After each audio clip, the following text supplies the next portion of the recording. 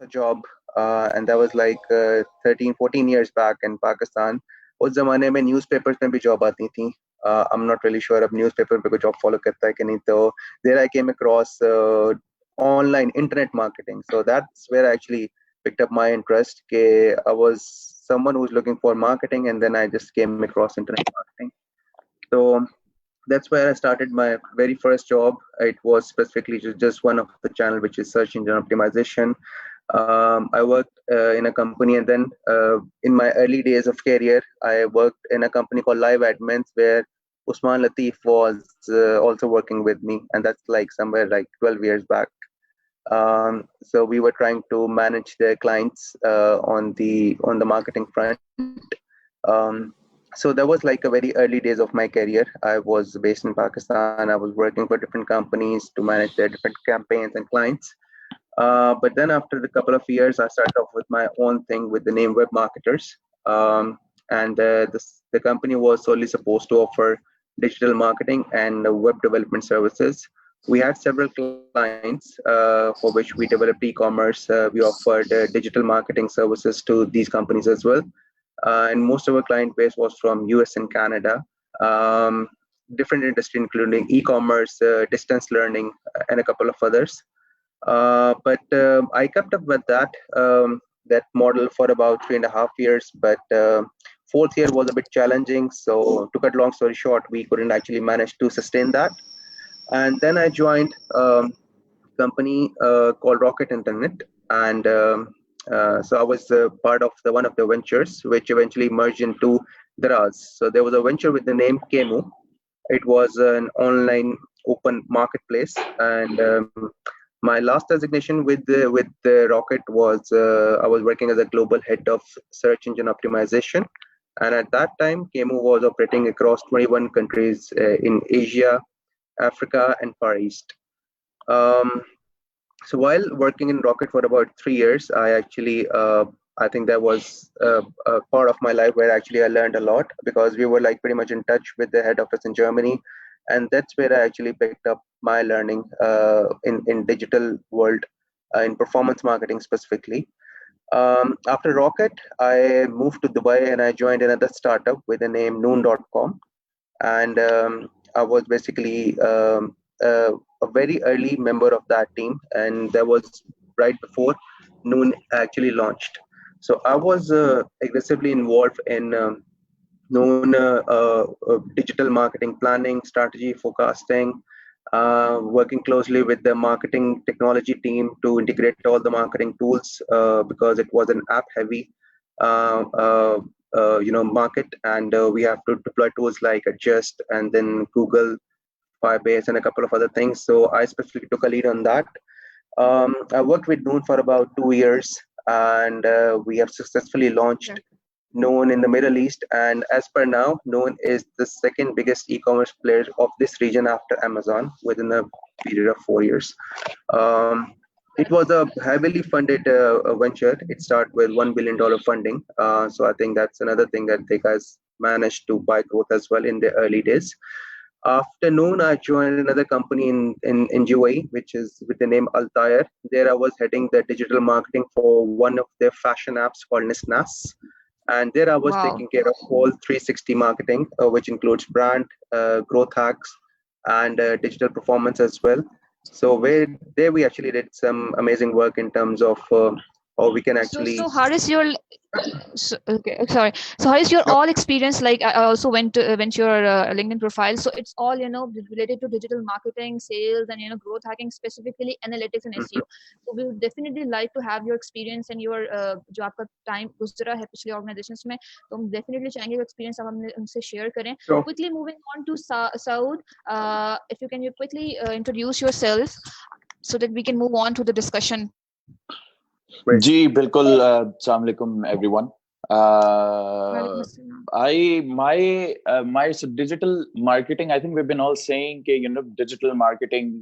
So digital is there's opportunity on internet, etc. etc. I realized this opportunity back in 2011. I was working for John Lewis. It's a London-based organization. That's where we picked up sort of, I actually saw it firsthand how they're using digital technologies, and back in 2011, programmatic technologies to sort of drive performance campaigns, drive conversions, or wo sari cheezein. I then moved to Pakistan to only realize उस time conversation around digital marketing was कितने likes आए, कितनी आपने impressions और that etc. Very on a very basic level. So I had to unlearn everything what I learned on programmatic technologies and start from scratch. Or I think since then I've spent my time at the agencies talking about how important it is to have a digital strategy. It was pretty tough to sort of convince in the start, but over the years, especially in the last couple of years, I think जैसे जैसे हमारी internet penetration बढ़ रही है, तो realization got stronger. Yes, digital marketing, it's not just a hoax; it actually works. Obviously, there is a whole science behind it. As much as we would like to say, okay, it's just putting ads on paid networks, there's the whole optimization, etc., etc. So वो सारी चीजें. Now, in the current scenario, I think what we were trying to do for so many years, now it is done in sort of like 1 month. So 1 month compared to all these years we've spent convincing people that digital strategies, how it's important, the opportunities that are out there, especially those customers that are actively looking for you on, as Haris mentioned, he's been working on search engine management. So how these users are actually looking out for you, specifically for you and in your category. So ye jo current scenario, I think it is done years worth of jobs and made our jobs easier to sort of talk to people, even talk to our internal teams where we sort of pitch in a campaign, and then the realization, the acceptance has gone stronger. Having said that, I think jis tarike se all this pandemic and etc. internet usage बढ़ गई है, it does now. It's वो conversation के you should have a digital strategy. The conversation is now moved to how to have a digital strategy and how to have it real quick. So yeah, I mean it provides a great opportunity, and I'm glad everyone is realizing it. And that's sort of we all should share some content to help startups, businesses to sort of come on digital and make the most of it. Right. So, okay. So moving on, Badr, who is very known name in the startup ecosystem. Badr, what's your few couple of quick comment on this topic, and obviously about yourself? Tell the audience. So sorry, Anam आपकी आवाज जरा सी and पे break कर गई, दोबारा बताइए आखिरी बात. मैं आपका इंट्रोडक्शन जो कि ऑब्वियसली स्टार्टअप इकोसिस्टम में तो everybody is aware with your name, but आप अपना introduction and then obviously a quick comment on the topic that how this digitalization is very crucial now. Yeah. Ji, thank you so much, Anam and Kaleem, for organizing all of this. मेरा जी बिल्कुल आप सही कह रही हैं. मेरे ख्याल quickly introduction ये है कि मैंने 10 साल गूगल, फेसबुक, ट्विटर में काम किया है, and I run this agency called Bremers, और हमारी एक ई-कॉमर्स की प्रोडक्ट है called fishery. More importantly I think इस डिजिटलाइजेशन की मेरे एक्सपीरियंस से पहले का जो एक एक्सपीरियंस है वो बहुत इंपॉर्टेंट है. So I work for SMEDA, which is Small and Medium Enterprise Development Authority, for a few years. I've also worked with a textile company, one of the largest textile companies in Pakistan as well. And I've also worked for ASUS, which is a hardware company. तो मेरे ख्याल में जो diversity of experience है उसकी जो value है मेरे लिए ज्यादा है इन माय एक्सपीरियंस. और जो अभी डिजिटलाइजेशन की हम बात करें, इसमें दो इंपॉर्टेंट बातें हैं. एक डिजिटल ट्रांसफॉर्मेशन है ऑफ अदर बिजनेस प्रोसेसेस, कि जो हम बाकी जितने प्रोसेसेस हैं उनकी डिजिटल ट्रांसफॉर्मेशन, और एक मार्केटिंग को हम डिजिटल मार्केटिंग की तरफ जो लेके जा रहे हैं, that is also digital transformation. ये सब चीजें इकट्ठे इंपॉर्टेंट है.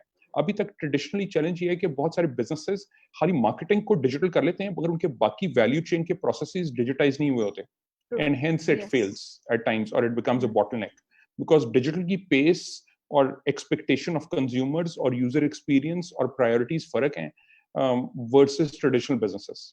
So I think ये दो चीजों पे मैं I would like to have further conversation as we move along.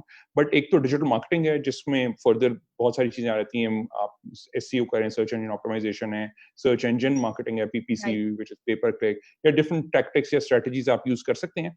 मगर I think there are two things we are probably focusing on today. One is digital transformation of processes, and the other is the digital marketing as the next frontier from traditional marketing. Right. Okay. So thank you, Badr. Moving on to Usman.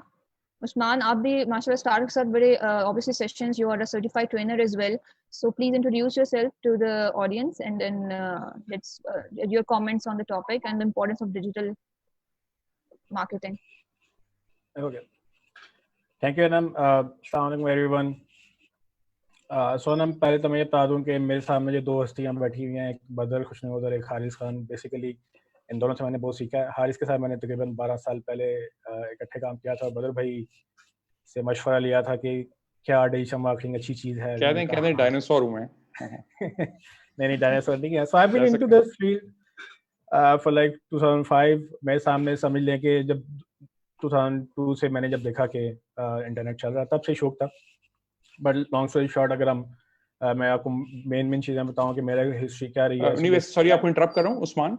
Since I know you very well, माशाल्लाह, आप I think Kaleem, it is important for everyone in the audience to understand कि Usman where did Usman start? ये digital marketing की तरफ आया कैसे, SEO की तरफ आया कैसे? थोड़ा सा मैपिंग की बात भी कर देना जरा quickly. I think I'll give you my extra 2 minutes मेरे साइड. चलिए, thank you. So basically when Google was a fancy thing back in 2002 जब मेरे पास कंप्यूटर आया पहली दफ़ा और मैंने अपना 45 मिनट्स लगा के पहला याहू अकाउंट बनाया जिसमें सिर्फ 4 फील्ड भरी थी. First name, last name, email और पासवर्ड. मैं लोगों से पूछा था मैं पासवर्ड क्या रखूं. 2000 की बात है. तो उसमें मुझे लगा कि यार याहू तो कुछ बला है और इसको तो मतलब जो है ना मतलब किसी का तो याहू होगा, कभी हमारा भी याहू होगा. मेरा ये विजन था, उस वक्त शौक था. को पता नहीं था, मैट्रिक में था मैं शायद, तब मेरे पास कंप्यूटर आया था. सो ऐसे से जब गूगल का पता चला तो मुझे मेरे स्टूडेंट ने इनवाइट किया कि सर ये गूगल को चीज़ आई है. और मैंने जब देखा तो आई वाज हुक्ड इंस्टेंटली कि जी ये गूगल ने जो ईमेल निकाली है याहू की ईमेल से बहुत it's miles apart. So Google में काफ़ी इंटरेस्ट पैदा हो गया. गूगल फिर उसके बाद प्रोडक्ट्स लॉन्च करता चला गया जिसमें फिर एक मैप्स की प्रोडक्ट थी जिससे फिर बदर के साथ जो है वो रिलेशनशिप डेवलप हुआ. क्योंकि बदर भाई को मैंने पहले एक मैपिंग पार्टी में देखा था. सो बहुत सारे लोगों को नहीं पता जो गूगल मैप्स आप यूज़ करते हैं पाकिस्तान के अंदर बेसिकली इसमें जो डेटा है वो मैन्युअली मैप्ड हुआ है. जो जितना भी आप अगर किसी का नाम देखते हैं, किसी की रोड का नाम देखते हैं, कोई महल्ले का नाम देखते हैं, इस सब चीज़ें पीछे एक कम्युनिटी थी जो वॉलंटियर कर रही थी इसको मैप करने के लिए. तो कम्युनिटी तकरीबन 200-250 लोगों की थी मेनली. बाकी लोग भी करते थे लेकिन मेनली 200-250 लोग थे जो एक्टिविटी कर रहे थे. उसमें 4 जो थे वो रीजनल कोऑर्डिनेटर थे उसके, जिसमें से I was the only one on ground और बाकी 2 यूके में थे और एक दुबई में थे. सो 4 हम लोग इन 4 लोगों ने एक्चुअली पूरा पाकिस्तान मेजॉरिटी मैप किया. और so I just wanted to give credit कि ये अनसंग हीरोज में से जब आप करीम उबर करते हैं और गाड़ी सही जगह पहुंच जाती है आपको रिसीव करने, या अगर खुदा ना किसी को जरूरत हो और 1122 की एम्बुलेंस टाइम पे पहुंचती है, तो Usman is one of the contributors जिसकी वजह से गूगल के मैप्स जो हैं आज सही तरह इस्तेमाल कर पाते हैं पाकिस्तान के अंदर. We were not aware of it. और ये बड़ा इंटरेस्टिंग था. while I was looking to the profile सब आप लोग पैनलिस्ट की कि सबका एंटरप्रेन्योरियल इकोसिस्टम से ताल्लुक रहा है और हर एक अपने वेंचर्स से. You guys can actually know क्या एक स्टार्टअप शुरुआत से लेके और अब ज़ाहिर है हर कोई ग्लोबली अपने वेंचर्स ऑपरेट कर रहा है. तो किस तरीके से किन किन फेजेस से आप लोग गुजरे होंगे, तो अपना एक्सपीरियंस अब हमसे आप हमारी ऑडियंस से शेयर करें. Okay, so let's start with the first question. बदर, you said that you had experience, obviously you have worked with the SMEs directly. So my first question is कि obviously मेरा भी बहुत interaction हो रहा है SMEs जो छोटे और उनको नहीं पता and they are going for the first time, like they are unaware to this digital marketing. उनको बड़े बड़े के content marketing, SEO, they are very new to these concept. तो आप मुझे बताएं कि जो first time इस तरफ जाना चाह रहा है, what are the key strategies or the guidelines the one should follow to get the business digitally launched? ठीक है. सो इसमें 2 कैटेगरीज हैं अनम. एक है जिनको हम कहते हैं टेक्नोलॉजी स्टार्टअप्स, जहां technology is the primary driver of the business.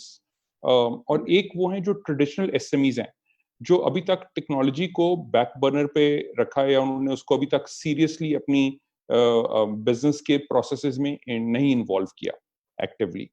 So I think दोनों के लिए स्ट्रेटजीज या फोकस फर्क होंगे. जो ट्रेडिशनल एसएमईज हैं उन लोगों को सबसे पहले ये रियलाइज करने की जरूरत है कि जो उनकी वेबसाइट्स और उनकी मोबाइल ऐप्स या उनके जो भी रेलेवेंट डिजिटल एसेट है जो भी उनको क्रिएट करने की जरूरत है, वो एसेट उनकी इन्वेस्टमेंट है, वो कॉस्ट नहीं है, number 1। Number 2, that asset has to act as a virtual marketing team member. तो एसएमईज को जरूरी नहीं है कि किसी इंडिविजुअल पे डिपेंडेंट हो, अगर उनकी वेबसाइट सही बनी हुई है, उनकी डिजिटल प्रेजेंस सही तरह से गूगल मैप्स के ऊपर और बाकी सोशल मीडिया एसेट्स के ऊपर, फेसबुक, ट्विटर, लिंक्डइन वगैरह पे सब जगह प्रॉपरली वो टैग्ड हैं, सही तरह से ऑप्टिमाइज्ड हैं, तो उनके लिए मार्केटिंग इनबाउंड हो जाएगी, उनको अपने खुद ऑटोमेटिकली लीड्स आनी शुरू हो जाएंगी, लीड जनरेशन का काम करेगी for B2B SMEs। So this is something which majority of our traditional SMEs need to realize कि अगर आप प्रॉपर्टी के बिजनेस में हैं, अगर आप लॉयर हैं, अगर आपके कोई भी B2B सर्विस प्रोवाइडर हैं या प्रोडक्ट प्रोवाइडर हैं, अगर फॉर एग्जांपल अगर आप कोई किसी ने मैं देख रहा था, किसी ने फेसबुक पे डाला हुआ था, मुझे गिफ्ट्स के लिए वो जो फैंसी बॉक्सेस टाइप होते हैं ना, उनका सप्लायर चाहिए। अब वो जाहिर है बेशुमार सप्लायर होंगे, इंपोर्टर होंगे जो चीजें बना रहे हैं, बट क्योंकि वो डिजिटली अवेलेबल नहीं है और लोगों को ये नहीं पता मैं कहाँ जाके डेकोरेटिव गिफ्ट्स की चीजें सर्च कर सकता हूँ, तो hence there is a disconnect. Supplier भी अवेलेबल है, बायर भी अवेलेबल है, मगर दोनों डिजिटली एक दूसरे के साथ कनेक्टेड नहीं है। सो आई थिंक ये B2B SMEs के लिए ये इंपॉर्टेंट है। जो B2C SMEs हैं, उनके लिए, जो जिनको जनरली आप रिटेल भी कह सकते हैं, जो कंज्यूमर को चीजें बेच रहे हैं डायरेक्टली, उनके लिए ई-कॉमर्स बड़ी इंपॉर्टेंट है कि वो लोग अपनी रिटेल सेल्स को डिजिटल ई-कॉमर्स की तरफ माइग्रेट कर सकते हैं। फिर उसमें फर्दर स्ट्रेटजीज आ जाती हैं कि उन्होंने किस तरह का मिक्स रखना है, कितना कुछ मार्केट प्लेसेस पे बेचना है लाइक दराज, फूड पांडा वगैरह पे, और कितना कुछ उन्होंने अपने ओन ब्रांड स्टोर से बेचना है, और इसकी स्ट्रेटजी कैसे रखनी चाहिए उनको। सो ये उनके एंगल से इंपॉर्टेंट है। और इसी तरह जो टेक स्टार्टअप्स हैं, उनके लिए फर्दर नई चीजें हैं। फॉर एग्जांपल वो लोग जो कि SaaS बेस्ड कुछ चीजें बेच रहे हैं, सॉफ्टवेयर एज अ सर्विस बेच रहे हैं, या ऑनलाइन डायरेक्टली शुरू ही ऑनलाइन से कर रहे हैं, आई think they have a huge advantage. जो लोग डायरेक्टली ऑनलाइन बेच रहे हैं, they have a huge advantage because उनकी बहुत सारी केपेक्स बेस्ड, यानी कैपेक्स नहीं है, कैपिटल एक्सपेंडिचर नहीं है, वो ऑपरेशनल एक्सपेंडिचर ओपेक्स बेस्ड पे काम चला सकते हैं। तो उनको बहुत फंडिंग की जरूरत नहीं है, बूटस्ट्रैप कर सकते हैं, और वो बहुत सारे टूल्स यूज करके, जो कि आप उनको सिर्फ पे एज यू गो वाले मॉडल पे चार्ज करते हैं, जितना इस्तेमाल होगा उतने पैसे देने पड़ेंगे, वो उस मॉडल को यूज करके अपनी चीजों को फर्दर बेच सकते हैं। तो I think from SMEs and startups, मगर इन सब के पीछे ना, ये जितने भी आप स्ट्रेटजीज आइडियाज ले लें, इन सब के पीछे एक बहुत बड़ा चैलेंज है, and that is the mindset. आपको माइंडसेट ठीक करने की जरूरत है SMEs और स्टार्टअप्स में, कि आपको डिजिटली कैसे करना है। एक माइंडसेट का इशू है जो मैंने नोटिस किया।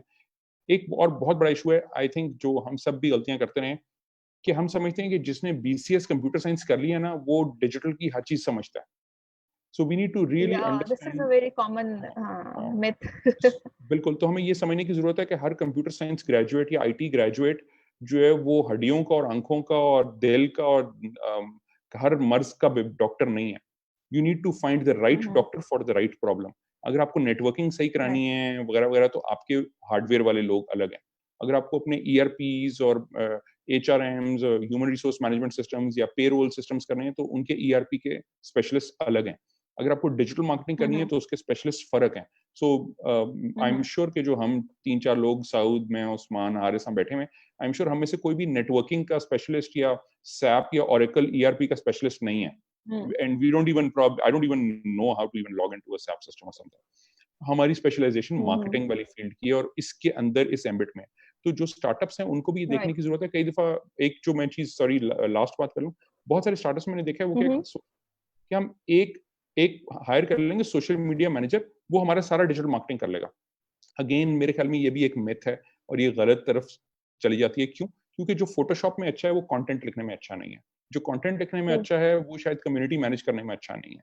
एंड इसी तरह you need different people for different sets of things. जो एड्स ऑप्टिमाइज कर सकता है, वो जरूरी नहीं कि कंटेंट राइटर बहुत अच्छा हो। और ये सब बहुत स्पेशलाइज्ड जॉब्स हो गई within the digital space. तो I think even from a career perspective, बच्चों के लिए डिफरेंट अपॉर्चुनिटीज भी क्रिएट हो गई हैं आने वाले जनरेशन के लिए। बट मगर I think everyone needs to look into it in a very objective way, कि किसकी क्या स्पेशलाइजेशन है और उससे क्या काम करवाना चाहिए। और उनको जज करने के लिए उनका पोर्टफोलियो चेक करना बहुत जरूरी है। आई डोंट थिंक CVs या claims are now as important. Right. Okay, very well said. Okay, Usman, moving on to you. So my question with you is कि अब जो SMEs हैं उनके budgets, we know the startup budgets, they need to work on with a very lean, budgets, और वो बड़ा control उनके budgets होते हैं. अब जाहिर है digitally, or they have to obviously सिर्फ digital जाना is not enough. Obviously, you have to spend money to acquire customers. So आपके ख्याल से वो कौन सी strategies हैं with for a startup with a limited budget? So what are the tools available कि वो उनके जरिए टारगेट अपनी जो उनकी ऑडियंस है दे कैन रीच इफेक्टिवली? जी है ना, मैं सवाल का जवाब मैंने इसके लिए 12 कोर्सेज डिजाइन किए हैं जो कि इंशाल्लाह मैं जल्दी लॉन्च करूंगा। तो बेसिकली मैं अपनी इंट्रोडक्शन में मैं थोड़ा सा जो बताना चाह रहा था वो ये कि मैं जब से डिजिटल मार्केटिंग सीख रहा हूँ हारिस और बदर जैसे लोगों से, खुद भी जो भी ऑनलाइन में करता हूँ, लेकिन साथ ही मैं पढ़ाना भी बहुत जल्द शुरू हो गया। तो I have taught a lot, I have learned a lot। अभी मैं समझता हूँ कि मैं स्टूडेंट भी हूँ और मैं टीचर भी हूँ at the same time digital marketing का। और डिजिटल मार्केटिंग इतनी वास्टली चेंज हो रही है कि if you are not up to date, मैं आज जो पढ़ा रहा हूँ आपको आज ही ऑब्सोलीट हो सकता है, इसकी कोई गारंटी नहीं है। बिकॉज कि अभी गूगल ने भी मई 4 को एक अपडेट दिया, हर मई को वो देता है, हर महीने में 2-3 दफ़ा उनकी अपडेट्स आती हैं। If you are hooked on something जो आपको लगता है कि बहुत अच्छा चल रहा था, लेकिन बाद में वो एकदम से पता चलता है कि गूगल ने प्लेटफॉर्म चेंज कर दिया, उसकी पॉलिसी चेंज हो गई है, वो ऑब्सोलीट हो गई है। सो बहरहाल इसके साथ ही अगर आपका सवाल की तरफ मैं आऊँ तो there is no right answer, one single right answer कि जी हमें क्या है। क्योंकि मैं भी जो है फ्रीलांसिंग में I am top rated on Upwork. मैंने यूएस स्टार्टअप्स के साथ बहुत सारा काम किया है, यूएस की एसएमईज हैं और वो US Canada mainly Australia as well. तो उसमें भी एक रुझान है, लेकिन वो थोड़े से मेच्योर होते हैं बिकॉज कि उनके लिए एक तो लैंग्वेज बैरियर नहीं होता, हमारे यहाँ लैंग्वेज बैरियर बहुत ज़्यादा है, लेकिन उनका टेक्नोलॉजी बैरियर भी नहीं है। वो बहुत जो है ना एडवांस सोसाइटीज़ में चल रहे हैं जिसमें वो technology is not a new thing. Pakistan में तो अब जाके लोगों को समझ आ रही है। तो तकरीबन 2012-13 में मैं लोगों को कहता था कि जो है ना वो तब्दीली आ रही है। फिर 16-17 में मैंने कहने लग गया कि तब्दीली आ चुकी है, और अब हम लोग स्लोगन भी यूज़ नहीं करते हैं कि टेक्नोलॉजी तो अब हर बंदे को ये पता है कि टेक्नोलॉजी से जो है ना वो एक सोल्यूशन है टेक्नोलॉजी का। और लोगों को लगता है कि फलाने का फेसबुक पेज चल रहा है, उसकी वेबसाइट चल रही है, मेरी भी चलेगी तो मैं भी वो पैसे बनाऊंगा। लेकिन they don't understand the journey behind every business, क्योंकि digital is just an extension to your regular marketing. So आपका जो भी कुछ आप अदरवाइज कर रहे थे, एटीएल बीटीएल जिसमें आप टीवी पे जा रहे हैं, अखबार में जा रहे हैं, आप पैम्फलेट बांट रहे हैं, आप दोस्तों को बता रहे हैं, इस सब को आप मैप कर सकते हैं डिजिटल के अंदर। They are like it's like a whole funnel, whole strategy that you have to do. Otherwise होता क्या है कि आप कभी कुछ करते हैं कभी कुछ करते हैं, वो एक सिंक्रोनाइज स्ट्रेटजी नहीं होती। और प्रॉब्लम ये है कि कंट्रोल अब यूजर के हाथ में चला गया। अब वो वक्त नहीं है कि जब आपने ऐड दिखाया टीवी में, लोगों ने कहा कि ठीक है ये चूंकि दिख रहा है तो ये बहुत अच्छा होगा। अब ऐसा नहीं होता। अब लोगों के पास रिव्यूज के पूरे मौके हैं, आप उनको ओवर प्राइस नहीं कर सकते, आप उनको गलत बात नहीं कर सकते। वो फौरन जाके रिसर्च करते हैं, सब कुछ ऑनलाइन। वो लोगों को वो चाहते हैं कि हम जो है ना मतलब अपने हाथ में कंट्रोल लें। और जब बिजनेस को ये देखना है कि अगर उसमें मार्केटिंग करनी है, they have to understand from the user perspective कि यूजर किस तरह से जर्नी से होता हुआ उस तक पहुंचा है। अगर आप सिर्फ फेसबुक कर रहे हैं और वो गूगल में जाके सर्च करता है, गूगल में किसी और की वेबसाइट उसको मिल जाती है, आपकी कंपैरेटर की वेबसाइट मिल जाती है, तो वहां से उस पे जाके उस पे कन्वर्ट हो जाता है इंस्टेड के वो आपसे कन्वर्ट हो। क्योंकि उसको सिर्फ फेसबुक से तसल्ली नहीं हुई, ठीक है आपकी फेसबुक सोशल मीडिया बहुत अच्छी है बट वेबसाइट का एक्सपीरियंस बहुत खराब हो गया, या आप गूगल में थे ही नहीं। तो एक कंसिस्टेंट एक्सपीरियंस चाहिए कि जब गूगल में कोई आपको ढूंढे आप वहां पर भी मिलें, आपको फेसबुक में देखा जाए तो वहां पर भी आपको वो लोग पसंद करें, फिर अगर एड्स देखें तो वहां पर भी आप चल रहे हैं। और जब मैं आपकी वेबसाइट पे आ जाऊँ तो वो एक्सपीरियंस बिल्कुल टेलर्ड हो, मेरे से रिलेटेड हो, और मुझे लगे कि हाँ भाई आप तो एग्जैक्टली वही काम कर रहे हैं जो मुझे चाहिए, और ये वही चीज़ है जो मतलब आप एक्सपर्टीज उसमें रखते हैं और इसलिए आपको पता आप क्या कर रहे हैं। यूजर अब बहुत एजुकेटेड हो गया और एजुकेटेड से ऑप्शन बहुत ज्यादा आ गई हैं, कंपटीशन बढ़ गया। अब वो आसान नहीं रहा जिस तरह से लोगों को पहले लगता था। लेकिन इसमें दूसरे जो माइंडसेट के चैलेंज जो बदर भाई पहले बता रहे थे, जिसमें एटीट्यूड का मसला है कि मैंने आई वर्क विद यूएसएड, उसमें मेरा एक कॉर्पोरेट का बड़ा अच्छा एक्सपीरियंस रहा। पिछले 1 साल में मैंने तकरीबन 1000 से ऊपर लोगों को ट्रेन किया। ये वो लोग हैं जो हम चैम्बर्स में जाके जिनको हमने ट्रेन किया है। वो सेठ साहब वो लोग जो करोड़ों की मशीनें लगा के बैठे हुए हैं, वो पूछते हैं कि मुझे 1 लाख की वेबसाइट क्यों बनानी है। ठीक है, वो 1 करोड़ की मशीन को वो कहते हैं कि जी मुझे वो 1 करोड़ की मशीन मेरा एसेट है, जबकि 1 लाख की वेबसाइट मेरी कॉस्ट है। ठीक है, और यही वो माइंडसेट है जिसके लिए I been teaching a lot. लेकिन ये है कि ये सब इकोसिस्टम का सबका ये मसला है। इवन स्टार्टअप्स वो भी यही आते हैं कि जी ठीक है सब कुछ ठीक है, मैं आपको 25,000 सोशल मीडिया की क्यों दूं, 25,000 में तो मैं बंदा रख लेता हूँ। तो वो समझते हैं कि एक बंदा रख लिया तो सारे काम हम कर लेंगे। यही असल में चैलेंज है। लेकिन अगर टूल्स की बात करें, एक चीज़ नहीं है, डिपेंडिंग ऑन कि आप क्या बिजनेस करते हैं। एक रेसिपी मैं आपको दे सकता हूँ, वो मेरे ख्याल से आपने सिनेरियो भी बिल्ड किया हुआ, उसमें वो रेसिपी भी एलैबोरेट हो जाएगी। I cut it short basically कि you have to map it. उसमें मेजर 3 मीडियम या 4 मीडियम्स हैं। आपका पेड मीडियम होता है, पेड आप सर्च पे कर लें, सोशल पे कर लें, पैसे आपको लगाने हैं। दूसरा मीडियम है ऑर्गेनिक, आप सर्च पे कर लें, सोशल पे कर लें। सर्च पे जाएंगे तो एसईओ कहलाती है, सोशल में पेज मैनेजमेंट या फेसबुक पे आप वायरल मार्केटिंग जो कंटेंट क्रिएट करते हैं। फिर डायरेक्ट मार्केटिंग आपकी जो अदरवाइज जो लोग कहते हैं ना कि मुझे तो पूरा पाकिस्तान जानता है, वो असल में वो आपकी डायरेक्ट मार्केटिंग होती है कि आपको कितने लोग जानते हैं और वो आपके कितने लॉयल हैं, वो बार बार आप ही से लेते हैं। लेकिन वो जब नहीं जानते तो वो किसके पास जा रहे हैं, जो जानते हैं वो तो आपके पास आ रहे हैं, तो उसको आप डायरेक्ट मार्केटिंग कहते हैं। एंड देन रेफरल मार्केटिंग जो कि word of mouth traditional marketing में कहलाता है, लेकिन डिजिटल में वो रेफरल कहलाता है। 4 बड़े मीडियम्स हैं, इसमें मैं मजीद बात करूंगा आगे चल के। Right, thank you for your contribution. Okay Haris, आप क्योंकि ग्लोबल मार्केटिंग देख रहे हो करीम की, and so I would like to know the global trends that one should follow now, like because जिस तरह से बात हो रही है digitalization trends भी change हो रहे हैं, and there are certain trends that one should know and one should follow, ताकि वो अपने digitalization और या digital जो platforms available है उसको leverage कर सके। तो आप वो क्या हैं, and how like SEO has become crucial to stand out among the crowd because everybody is going digital। तो आप वो किस तरीके से डिजिटल जाना इज नॉट इनफ, लेकिन वो क्या आपके ख्याल में स्ट्रेटजी होनी चाहिए कि यार to okay fine I am going digital, but what are the crucial aspect of going digital that I should be taking care to stand among the crowd, stand out of the crowd? I think I think it's a very comprehensive topic. So I will just try to summarize it maybe in the form of an example for a startup, which I think will resonate more with the audience we have over here. So number one, what I would suggest कि एक तो customers को आपकी जो आपकी target market है, potential market है, उसको we have to see as an overall integrated marketing. So the very first key is you have to understand your audience, their behavior, उनका एक्सपेक्टेड फ्लो आपकी यूजर फनल में from awareness consideration till conversion किस तरह का हो सकता है। तो अंडरस्टैंडिंग द ऑडियंस, जब आप अपने ऑडियंस को अंडरस्टैंड कर सकते हैं, जब उनके अराउंड आप एक स्ट्रैटेजी बनाते हैं, तो फिर these are all the platform that you can use. You can use Facebook, Twitter, Google, and all these kind of things to actually target what are the new customer, how you want to approach a new customer, or how you want to approach a customer who is already on your platform, or agar kuch customer churn ho gaya, to how you want to bring it back. So that's like a holistic approach. But specifically in the context of startups, what I've seen around me is in a startup mode, people wanted to usually segment their approach into two things. One is basically an immediate impact, and one is basically looking at things in the longer term. Like Usman mentioned, like Badr mentioned, that SEO is something that everyone has to do because it will help you reduce your business cost per order, your business CAC over the time when you have certain rankings.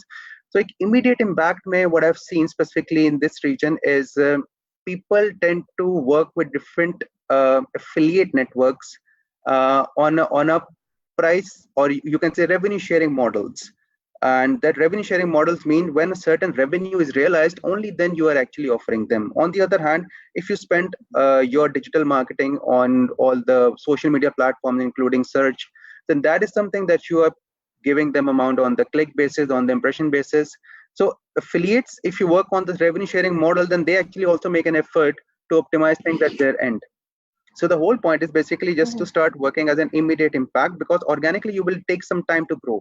Immediate impact के लिए revenue share model पे you can work with different affiliate models, और इसमें जिस तरह it varies from region to region, industry to industry. For example, influencers is something which is picking up really big, and they actually also work with you based on the revenue sharing model, maybe coupon usage and all these kind of things. So that's like an immediate impact that you can leverage while making sure that you are only paying out when certain things is realized with you. And then basically a long-term model would be actually to build up your whole strategy in the form of a funnel, how you wanted to acquire user going forward and how you wanted to retain them. And over there, you can actually use a couple of other platforms, which include Google, Facebook, Twitter, Snapchat. And these are the paid channels that I'm talking about. In an early stage of a business, the biggest challenge is basically to acquire new users instead of retention. So usually what I've noticed, and that's something that I would also suggest as a segment of acquisition budget and engagement budget, that usually people tend to invest 80 to 90% of the budget on acquisition because you're new, and gradually they'll keep a balance between them. As a long term, as Usman also mentioned, that you have to be very strong organically, because growth is something that you won't be buying for the rest of your business life. You have to develop yourself organically, and there are certain channels that you can work around. Of course, when you talk about organic, it's going to take certain time to establish and grow and to generate revenue for your business. So one of the scalable channels is basically organic search, and for each and every niche that you will see, for there are like thousands of search volumes for different short tail and long tail that you can look into, that you can optimize against.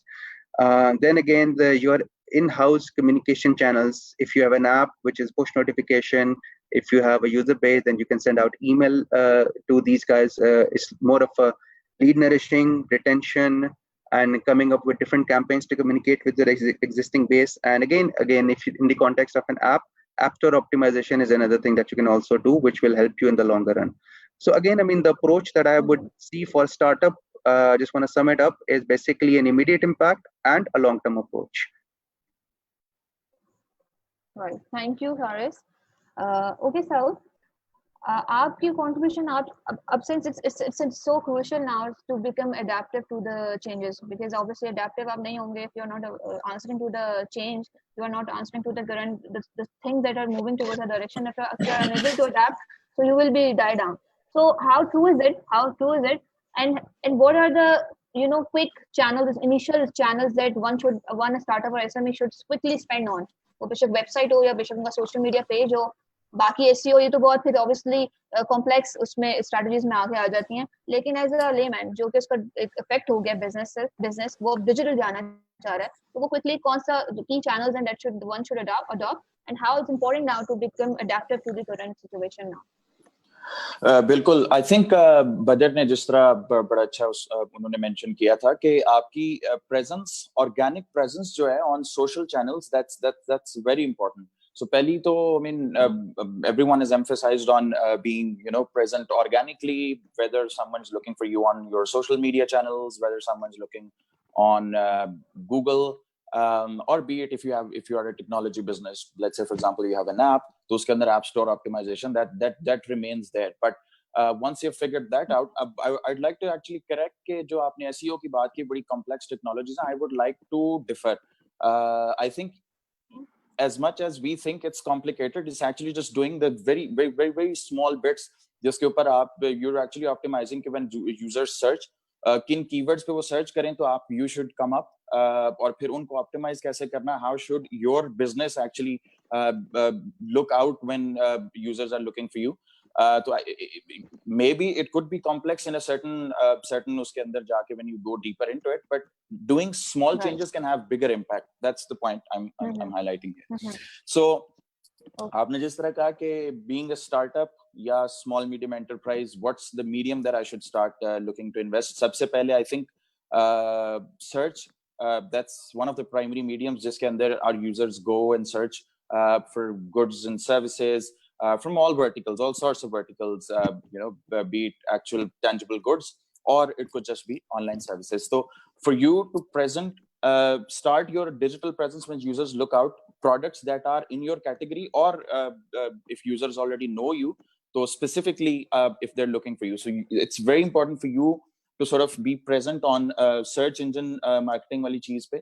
Obviously it's optimization on the go. You see in keywords say you're actually driving the maximum amount of clicks, and then you optimize it moving on. I would then say considering कि अभी हमारी जो overall social presence especially in this pandemic or जो current environment बड़ी है. Social channels then moving on, they actually provide a very big opportunity. Facebook, just start your campaigns. जिस तरह भी हारिस बात कर रहे थे, acquisition, awareness, retention. So Facebook actually provides you all sort of different optimizations based on which customer journey, उसकी किस journey के ऊपर you want to capture them. You want to acquire them, or in any case, if you're talking about retention, or if you want to sort of, if your customers have churned out, you can sort of bring them back as well using Facebook के जो platforms हैं. This is a good around 37-38 million की जो base है अभी. So that's something to be leveraged on. YouTube की अगर आप specifically growth देखें over the past few years, it has been phenomenal.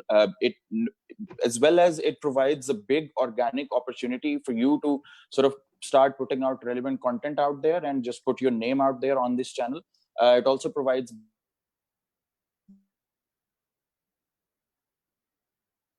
bigger mass reach as well. So, we can sort of start your campaign. Users are searching, users are watching, consuming content into different categories. So it's important for you to sort of present on YouTube as well. So all in all, I think then again, organic remains important. But just ye teen platforms, we look at it very essential to pretty much all businesses to sort of, regardless of what they want to use these platforms for, be it user acquisition, retention, or et cetera, et cetera, et cetera. Okay. Thanks for your contribution, Saud. My next question would be from Badr. Badr, how do you see the future of e-commerce in Pakistan? Is it saturated now? Someone is thinking to start some e-commerce venture now. So is that possible in the saturated market? That seems like. Or दूसरा ये कि what are the categories? What are those sustainable categories that is going to sustain? या कोई भी product हो if you are able to push तो वो बिक सकता है digitally.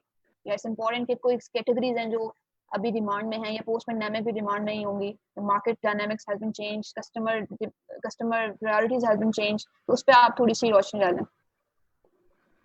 E-commerce he, just to give you the context, इस वक्त पूरे पाकिस्तान की रिटेल का less than 0.5%, यानी 0.5% हमारी टोटल रिटेल का सिर्फ ई-कॉमर्स से बिक रहा है.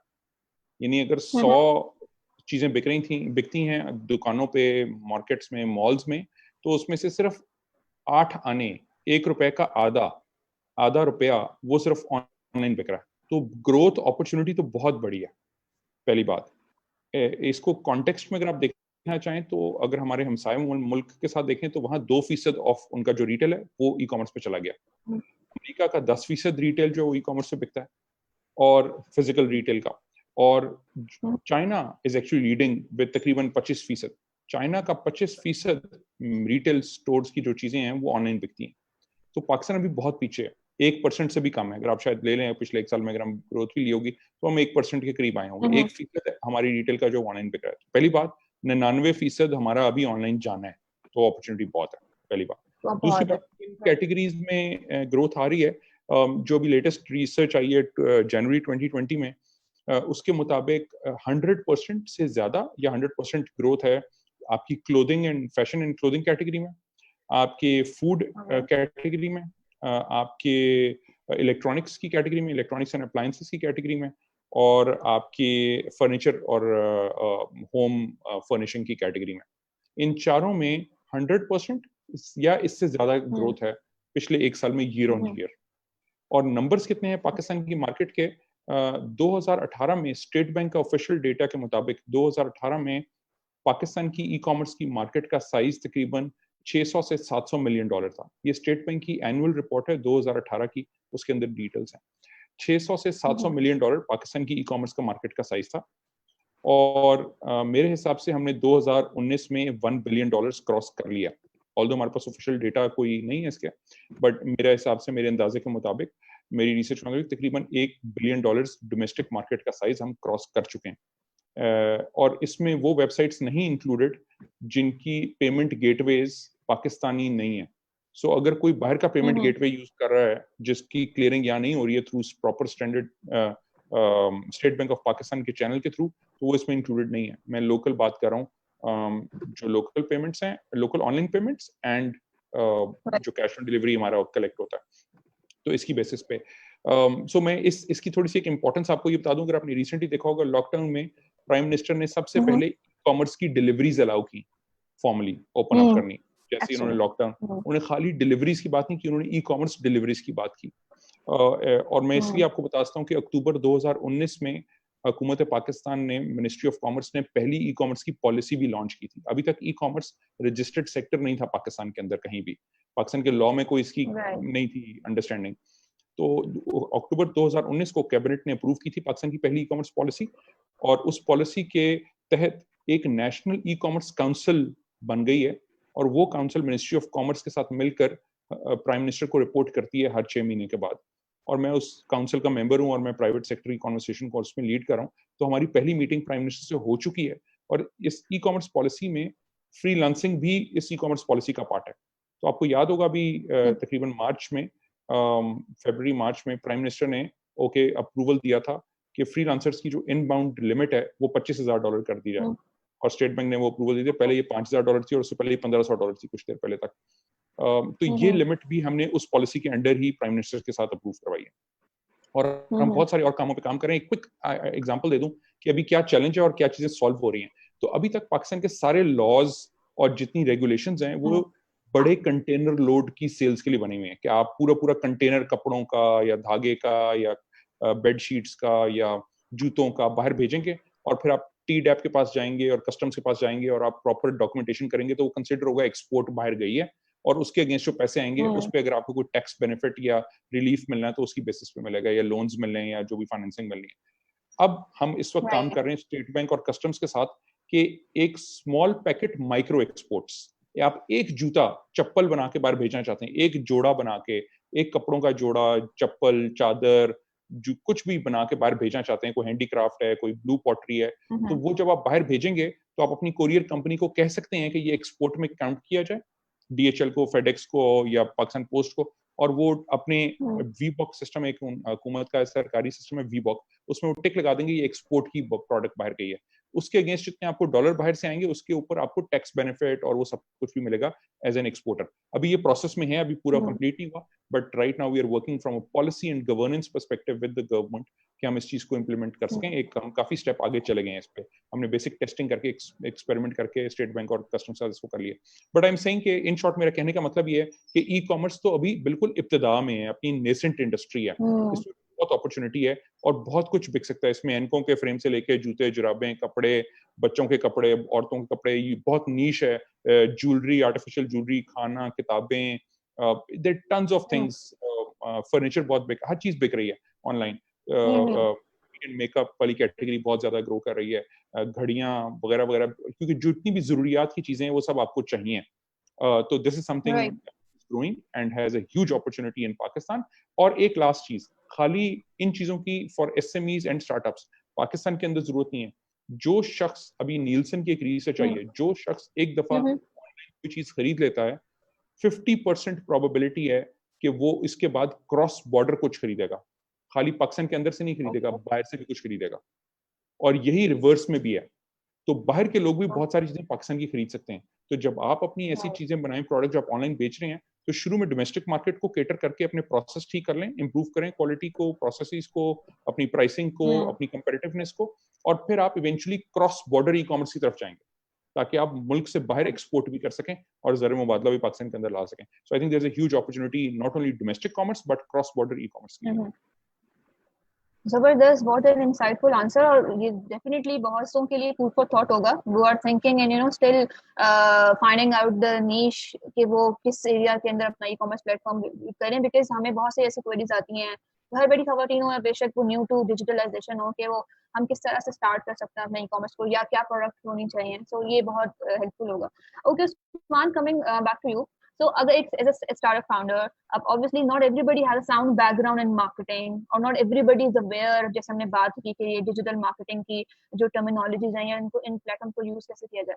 So, what are the top 5 कहना चाहिए as a trainer आप suggest करेंगे ट्रेनिंग्स के लिए या ऐसे टूल्स के वो उनके ऊपर नॉलेज लेना शुरू करते हैं? बिकॉज हमारे यहाँ स्टार्टअप वो समझते हैं, वो ये चाहते हैं कि हम हैंड्स ऑन हो हर चीज पर, but this is not possible. Like if you can't do SEO yourself, और they try to do everything by their own.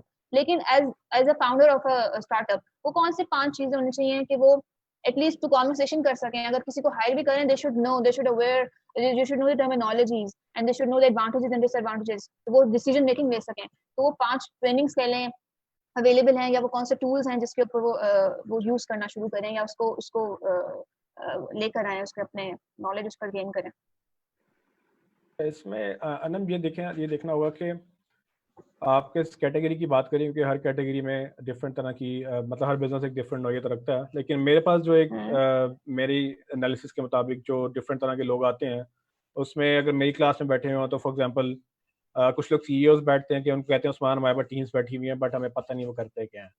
वो मैं उनको हमेशा सबको समझाता हूँ कि आपको डिजिटल मार्केटर सबको बनने की जरूरत नहीं है, क्योंकि अगर आप डिजिटल मार्केटिंग सारे बन जाएंगे तो बिजनेस कौन चलाएगा। ठीक है, हमारे यहाँ ये बड़ा अनफॉर्चुनेट सा ट्रेंड है कि जी हमें हर फन मौला बनना होता है कि जी हम सब कुछ कर लें खुद ही, हम वेबसाइट भी बना लें, हम एसईओ भी कर लें, सोशल मीडिया भी कर लें, लैंडिंग पेज भी बना लें, ऐड भी चला लें, उसके बाद नलका भी ठीक कर लें, एसी भी लगा लें, और कंपनी की किसी की जो है ना वो छुट्टी पे चला गया, कोई बीमार हो गया, उसके भी हम देख लें, फिर हम एचआर भी मैनेज कर लें, फिर हम सेल्स भी मैनेज कर लें। तो ये बड़ा अनफॉर्चुनेट सा एक कॉन्सेप्ट है, और ये मैंने भी मतलब हम सब ने मेघा से मार खा के सीखा, लेकिन ये पाकिस्तान में अभी ये बड़ा ट्रेंड है कि हमें बिजनेस नहीं सिखाया गया।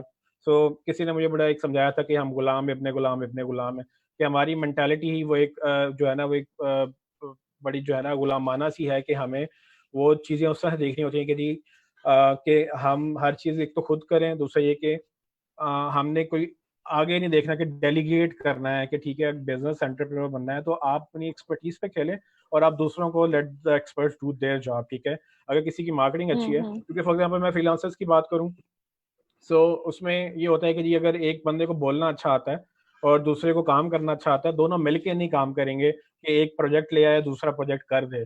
ठीक है, वो अपने प्रोजेक्ट खुद लेके आएगा, वो अपनी वन मैन एजेंसी खुद बनेगा, दूसरा बंदा जब अपनी वन मैन एजेंसी खुद बनेगा। तो ये चैलेंजेस हैं हमारे यहाँ, लेकिन ये कि आई गेस के इकोसिस्टम भी नहीं था और हमारे यहाँ कोई अडॉप्शन भी रेट को ज़्यादा अच्छा नहीं है। हम हर चीज़ को रेजिस्ट करते हैं, जब वो सर पे पड़ जाती है फिर हम उसको अडॉप्ट करते हैं। तो हमारे यहाँ जब चीज़ें पड़ जाएंगी, अब कोरोना की वजह से तो मेरे ख्याल से एक हैमर था और मेरे ख्याल से एक रीसेट का बटन दबाया किसी ने कि ये तो रीसेट होनी चाहिए चीज़ें, बहुत सारी प्रायोरिटीज है, बहुत सारी आपकी जो है ना वो लाइफ में चेंजेस आएंगी इसकी वजह से। और अब एक बहुत बड़ा जो चेंज आया उससे ये रियलाइज हुआ कि फिजिकल प्रेजेंस हर वक्त इतनी ज़रूरत नहीं थी जितनी लोगों को लगता था कि है। अब डिजिटल का इससे आई गेस कि एक बहुत बड़ा रुझान होगा। उसमें अगर आप टॉप 5 चीज़ें पूछें तो उसमें कोई ऐसा वही बात है कि अगर आप अपनी टेक्नोलॉजी का बैकग्राउंड नहीं रखते हैं तो आप इतनी टेक्नोलॉजी जरूर समझें कि आप उसको जो है अडॉप्ट कर सकें, उसको चला सकें। अब मुहिम ये चल रही है कि इंटरनेट को फंडामेंटल राइट्स में काउंट करने की एक मुहिम जारी है कि जहाँ पर बाकी सब चीज़ें एज अ जो चार्टर ऑफ ह्यूमन राइट्स है उसमें अगर हम देखें तो वो वर्ल्ड लेवल पे जहाँ पर बाकी सब राइट्स को एसेंशियल समझा जाता है कि आपकी अपनी डिसीजन है, आपकी अपनी लाइफ है, आपका अपना, तो वो सब चीज़ों में एक राइट ये भी ऐड होना चाहिए कि access to internet is one of the fundamental rights as well. क्योंकि अब इंफॉर्मेशन चूँकि चैनल बन चुका है और ये किसी को आप डिप्राइव नहीं कर सकते हैं, और यही वजह है कि टेक्नोलॉजी और सस्ती हो रही है और टेक्नोलॉजी और एडवांस हो रही है, इंटरनेट भी सस्ता हो गया है। अब मुझे नहीं लगता कि कोई ऐसा बंदा है जिसके पास स्मार्टफोन नहीं है। ठीक है, 6,000 का भी आ जाता है, 6 लाख का भी शायद आता होगा। ये सारी चीज़ें गैजेट्स अभी मौजूद हैं और वैरायटी भी बहुत ज़्यादा है। उसमें टेक्नोलॉजी से भागने की बजाय लैंग्वेज एक और बहुत बड़ा बैरियर है। इंग्लिश हम नहीं समझते, हमें लगता है कि हम नहीं करते, लेकिन प्रॉब्लम ये है कि मैं जिस तरह से एनालाइज करता हूँ चीज़ों को, उर्दू का फ्यूचर मुझे नज़र नहीं आता। उसकी रीज़न ये है कि हम इंग्लिश को उर्दू में ट्रांसलेट कर लेते हैं, लेकिन हम उर्दू ईजाद नहीं कर रहे हैं, हमारे राइटर्स नहीं है, हमारे पास कोई डेवलप नहीं हो रही। आप मुझे कोई लास्ट उर्दू टू इंग्लिश एक कोई बुक डिक्शनरी निकाल दें जो रिसेंटली पिछले 10 सालों में आई हो।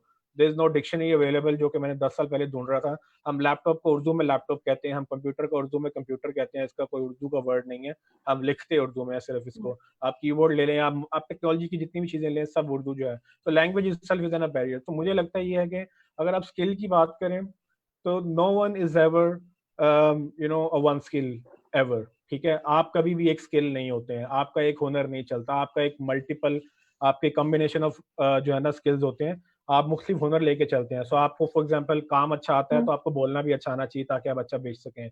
अगर आपको बोलना अच्छा आता है तो आपकी फिर नेटवर्किंग स्किल्स भी होनी चाहिए ताकि आपको लोग जान सकें, उस तक पहुंच सकें। ये सारी चीजें आपको पैरेलल में करनी है।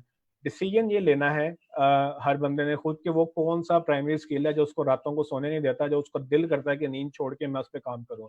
ठीक है, मेरा शौक था कि मैं मार्केटिंग सीखूं, मुझे ये फैंटेसी लगती है और मैं ये मुसलसल सीखता चला जाता हूँ और यही चीजें बाद में पैसे बनना शुरू होगी। मुझे नहीं पता था कि एसईओ से पैसे मिलते हैं, मैं मुफ्त में करता था, लेकिन जब मैंने रियलाइज किया पैसे मिलते हैं तो फिर मैंने इसको और अच्छा कमर्शलाइज करना शुरू किया। तो ये सारी चीजें आपके शौक से चलती हैं। तो मैंने 3 लोगों को काम करते देखा, मतलब मेनली 2 लोग ही हैं, एक वो जिनको जरूरत होती है, दूसरे वो जिनको चाहत होती है। ठीक है, या नीड है या वांट है। आइडियल सिनेरियो ये होता है कि नीड और वांट एक ही तरह मिल जाए, कि जिसको जरूरत थी और वही चाहत बन गई और वही वो काम कर रहा है, तो वो एक एक्सीलेंस लेवल पे जा सकता है उस सर्टेन कैटेगरी में, वरना लोग मजबूरी के तहत काम कर रहे होते हैं। सो मेरी एडवाइस ये है कि टॉप 5 स्किल्स, मुझे नहीं पता आपके क्या होंगे, मुझे ये पता है कि आप एक स्किल, अपना प्राइमरी स्किल निकालें। अगर आप डेवलपर हैं, आप डेवलपर के अराउंड देखें कि डिजाइन की डिपेंडेंसी है, तो वो भी आप थोड़ा सा सीख लें, इतना सीख लें कि अगर आपकी डिपेंडेंसी आ गई है तो आप थोड़ा बहुत खुद कर सकें, आपका काम ना रुके, या आप किसी से काम अच्छा करवा सकें। अगर आपको वही बात डेवलपर है तो अब आपको बेचना है और आपको बात नहीं करनी आती, अब ग्लोबल विलेज है, आपको इंग्लिश में बात नहीं करनी आती, थोड़ी सी इंग्लिश भी सीख लें, इतनी सीख लें कि आप लिख के बात कर सकें, एटलीस्ट बोलना नहीं भी आता, इट्स ओके, आप रिटर्न इंग्लिश से भी कम्युनिकेट कर सकते हैं, as long as you are communicating. फिर इसी तरह से अगर आपको नहीं पता कि टेक्नोलॉजी से मार्केटिंग कैसे होती है, तो आप इतनी मार्केटिंग सीख लें जो टेक्नोलॉजी में है, और यही चीज़ें आप राइटर पे डाल दें, यही चीज़ें आप मार्केटर पे डाल दें। तो आपको 5 स्किल जो है अपने इर्द गिर्द वो खुद देखने हैं कि आप प्राइमरी स्किल वो आप क्या कहलाना चाहते हैं। आज से 5 साल बाद आपका टाइटल क्या होगा, ठीक है, आज से 5 साल बाद आप खुद को कहाँ देखना चाहते हैं, आप सीईओ हैं, और ये बड़ा अनफॉर्चुनेट सी बात है कि हर बंदे को सीईओ भी होना है। ठीक है, मुझे कोई सीईओ नहीं होना, मैं को सीईओ हो सकता हूँ, भाई कोई और सीईओ बन जाए, मुझे मार्केटिंग करने दें, आप सीईओ बन लें, आप ऑपरेशन चला लें। ठीक है, तो ये भी चीजें हैं, लेकिन अगर आप खुद को सीईओ देखते हैं तो सीईओ की स्किल ये भी है कि people management is one of the very difficult task. लोगों को मैनेज करना, आई गेस के brother would be able to relate this, कि लोगों को मैनेज करना, आई थिंक मैंने जो रियलाइज किया है one of the most difficult task, लोगों की एक्सपेक्टेशन, लोगों को मैनेज करना सीईओ का बहुत बड़ा रोल है, और ये मैंने भी चल के सीखा। ठीक है, सो आप अगर अपने आप को 5 साल में कहाँ देखते हैं, उसको पकड़ें और उसकी कॉम्प्लीमेंट्री स्किल्स देखें कि आप एक दरख्त बन जाएंगे, एक आपकी मेन जो स्टेम है वो आपका एक मेन स्किल होगा, बाकी आप ब्रांचेस अपनी बनाएंगे कि मुझे ये भी आता है, लेकिन ठीक है। मेरे पास लोग आते हैं, वो राइटर्स आते हैं, कहते हैं सर एसईओ वालों को हम लिख के देते हैं, वो हमें कुछ कहते हैं, ये ऐसे नहीं होता, वो वैसे नहीं होता। मेरे कोर्स के बाद कहते हैं सर हम उनको बताते हैं कि तुम लोगों ने क्या नहीं किया। तो इतनी मतलब साउथ ने पहले एक बात की कि वो काफी सिंपल चीजें हैं, हाँ बहुत सिंपल चीजें भी हैं, और वो जो सिंपल चीजें लोगों को समझ आ जाती हैं तो आपका एक विजन बदल जाता है। और ये ऐसी चीजें हैं कि अगर आप एक दफा एक अल्टरनेट ओपिनियन सोच लेते हैं, क्योंकि एक आइडिया प्लांट हो जाता है आपके दिमाग में, तो फॉरएवर हो जाता है। ठीक है, ये हमेशा के लिए आपकी लाइफ बदल जाती है अगर आपको ये समझ आ जाए कि किसी वेबसाइट का बैकएंड कैसे देखना है और कौन सी वेबसाइट किस चीज से किस तरह से ऑप्टिमाइज कर रही है, दैट्स इट। आप उसको रिवर्स इंजीनियर कर सकते हैं, आप उसको मजीद सीख सकते हैं, फिर अपॉर्चुनिटीज अनलिमिटेड है। So again you have to decide for yourself कि आपको क्या चीज सोने नहीं देती, और उसके साथ आपको क्या कॉम्प्लीमेंट्री चीज है जिस पे आपकी डिपेंडेंसी है, जो आपको सीखनी चाहिए। Okay, okay. Thanks for your input. अच्छा Haris, आप being a global head of marketing at Careem, आप obviously you must be involved in the budgeting. तो अभी हमारी टॉक से पहले एक मार्केटिंग पे टॉक हो रही थी, इसमें काशिफ अफंदी साहब होते हैं CMO फॉर रीम राइस, तो he was telling, and मुझे नहीं पता थी वो बात, कि वो बता रहे थे कि आज से कुछ अर्सा पहले उन्होंने सुप्रीम इश्क सॉन्ग एक काफी फेमस हुआ था, like I think 10 years back, so he made it, और उससे ज्यादा कहते हैं प्रोडक्शन से ज्यादा हमें कॉस्ट, जाहिर उसको डिजिटलाइजेशन है, digital channels were not enough, या इतनी अवेयरनेस नहीं थी, तो हमने उसको प्रोडक्शन के बाद उसको ऑब्वियसली उसको मशहूर करने में उसके ऊपर ज्यादा पैसे लगे। तो अभी वो कह रहे हैं रिसेंटली उन्होंने जो रीम राइस के अंडर एक नया सॉन्ग अभी बनाया था, ईद के ऊपर शायद वो आया था, पिछले कुछ दिनों कुछ ऐसे 2 महीने पहले शायद उन्होंने लॉन्च इसको किया था। तो कह रहे हैं कि उन्होंने उनके 1/3 बजट लगा, डिजिटल चैनल पे सिर्फ उन्होंने लॉन्च किया, नो टीवी एड, और वो उससे ज्यादा रीच मिली। तो वो बता रहे थे कि किस तरह से डिजिटल हम उसको प्लेटफॉर्म्स को लेवरेज कर सकते हैं। तो व्हाइल मेकिंग योर बजट, जाहिर है कन्वेंशनल मार्केटिंग भी है और डिजिटल भी है, तो किस तरह क्या बैलेंस अब आप देखते हैं एक एज अ फाउंडर और as a leader of a company, कोई भी हो, तो जब बजटिंग कर रहा हो तो वो किस तरह से वो बैलेंस रख सकता है कि ऑब्वियसली कन्वेंशनल मीडियम्स को भी आप इग्नोर नहीं कर सकते, और डिजिटल जो कि एक तरफ बूम पर जा रहा है, so what should be a balance of in terms of budgeting while taking care of the money when you are spending on your marketing? I think again this question is something that actually the answer is actually subject to how and at what stage your business is. because if you're talking about something with a very high brand equity, then it could have a different approach. Anything which is very new and no one knows about it, that can have like a completely different approach. In the case of OLX, for example, back in those days, और इसमें एक element आपकी market का भी होता है कि आपकी मार्केट में अभी किस हद तक जो आपके ट्रेडिशनल चैनल्स हैं वो कितने स्ट्रांग है और डिजिटल की पेनिट्रेशन कितनी आई है अभी तक आपकी मार्केट में. तो for example OLX back in those days when I was in Pakistan, तो OLX बहुत ज्यादा टीवी सीरीज चलाता था. करीम ने भी एक जमाने में किए थे. And that is a very expensive medium to run the show. But usually over the time, what I have noticed with the other companies and specifically with startups as well, all they wanted to do is wanted to identify their target audience and to reach the message to them. With time, बहुत ज़्यादा other mediums develop हो गए हैं जिसमें social platforms आपके हैं जो कि with time grow कर रहे हैं. जैसे TikTok एक example है पाकिस्तान में lately जिसकी बड़ी अच्छी penetration develop हो रही है. तो ये सारे प्लेटफॉर्म डिपेंड करते हैं. द की इज बेसिकली कि आपने क्या मैसेज किन ऑडियंस को पहुंचाना है. And medium of course has its own role to play, but medium can be selective. You can go very broad ATL BTL की कैंपेन जो ट्रेडिशनल है रेडियो वगैरह की, but you can be very targeted with your approach through digital as well. पर in the context of having those kind of budgetings, because that sounds to be more towards what you wanted to achieve, because that actually reflects in the form of a funnel. So for example, if you think very top of the funnel, which is more towards the brand, this kind of song marketing is more towards brand promotion. And for that kind of thing, I think TVCs makes also sense. You can even look like YouTube masthead, and you can like run bumper ads on YouTube with TrueView text. तो ये एक top of the line को cater कर रहे हैं. But if you look specifically about performance marketing, उसका context थोड़ा different होगा, specially for a tech startup कि वो अपना डिजिटल पे ज्यादा करेगा अगर टेक है. अगर वो नॉन टेक है और एक ऑफलाइन स्टोर है तो वो अपना रीजन स्पेसिफिक डिजिटल उसको कर सकता है, एक रेडियस डिफाइन करके कर सकता है. So this question is basically subject to your objective that you wanted to achieve and at what stage your business is as per now and how strong your brand is, I would say. So within this context, I think usually जो marketing होती है, I'll just quickly try to wrap up. उसको मैंने 3 phases में देखा है marketing को. एक तो है बिल्कुल nascent stage होती है एक startup की, जिसमें marketing के जो startups होते हैं उनके पास बड़ा एक basic सा एक setup चल रहा होता है marketing की, tracking का, data analysis का. और because that is something I want to share with everyone, because that is I think it's a very hot topic these days, and most of the companies are actually going towards that topic, जिसमें मैं 3 stages marketing की बताना चाह रहा हूँ. जिसमें number 1 stage है, it's a very basic stage. उसमें market में जितने भी startups होते हैं, they do very basic marketing. उसमें data की भी बहुत ज़्यादा confusion हो सकती है. For example, some of the companies that I know, वो एक अपनी app की marketing कर रहे हैं और उनके पास एक mobile marketing platform like Adjust or AppSpy, they don't even have it. So this is like a very nascent stage when startups start with something, and then eventually they grow. And what they should be looking into is basically to have a 100% control on the data accuracy when you talk about their mobile attributions, या उनका जो data पूरा properly system में flow कर रहा है, वो बहुत important है. Because data is something, if you talk specifically about performance marketing, data is something which is actually answering a lot of your questions, and it can actually lead you to the right direction towards success. तीसरी stage जिसके लिए specifically मैं topic discuss कर रहा हूँ market की, वो basically evolve होती है multi touch attribution. Because digital ecosystem specifically in marketing is so complex कि एक बंदे ने एक यूट्यूब पे एक वीडियो देखी, उसके बाद उसने फेसबुक पे एक ऐड देखा, मे बी उसने ट्विटर पे क्लिक करके वेबसाइट पे आ गया या ऐप को इंस्टॉल कर लिया, और उसके बाद उसने 10 दिन बाद उसको ऑर्डर कर लिया. अब ये बेसिकली कस्टमर के मल्टीपल टच पॉइंट्स हैं.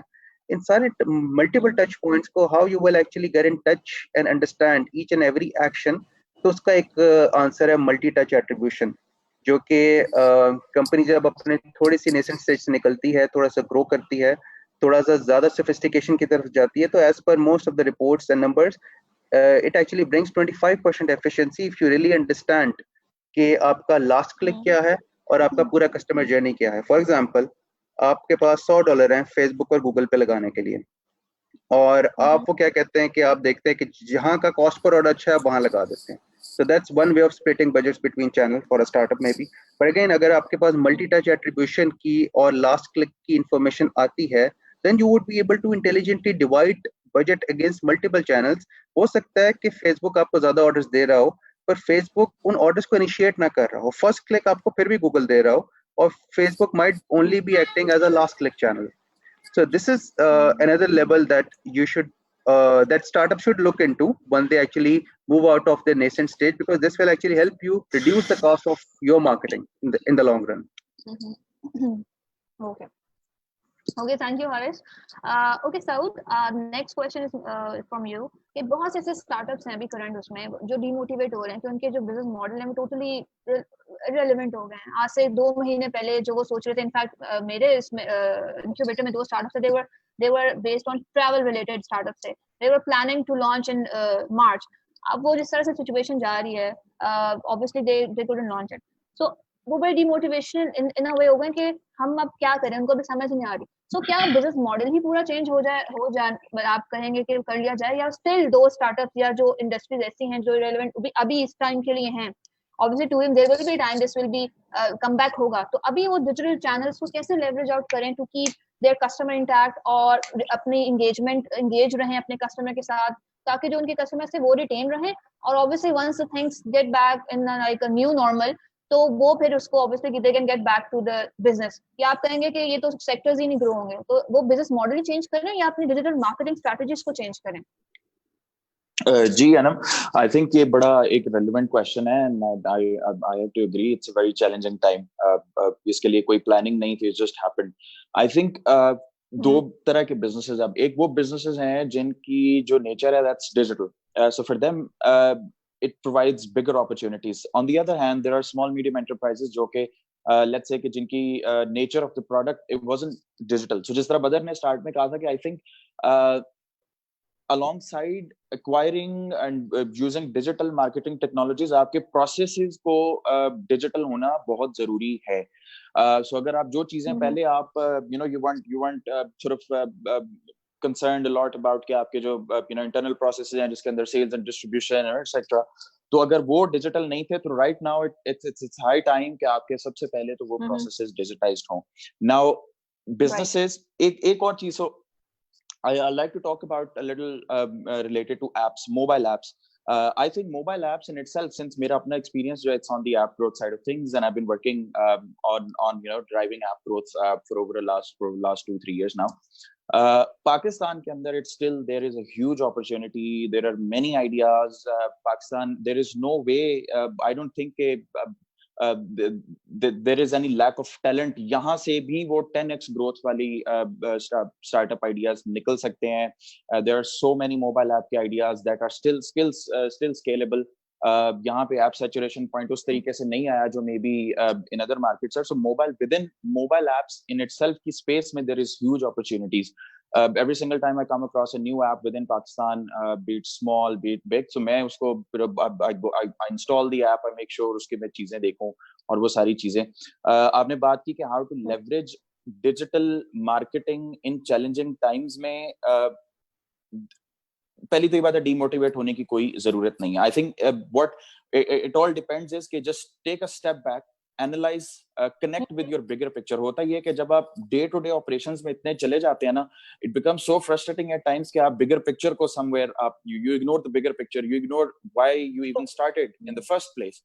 So I think this gives you an ideal time to sort of take a step back and look at कि आपने ये why were you in this.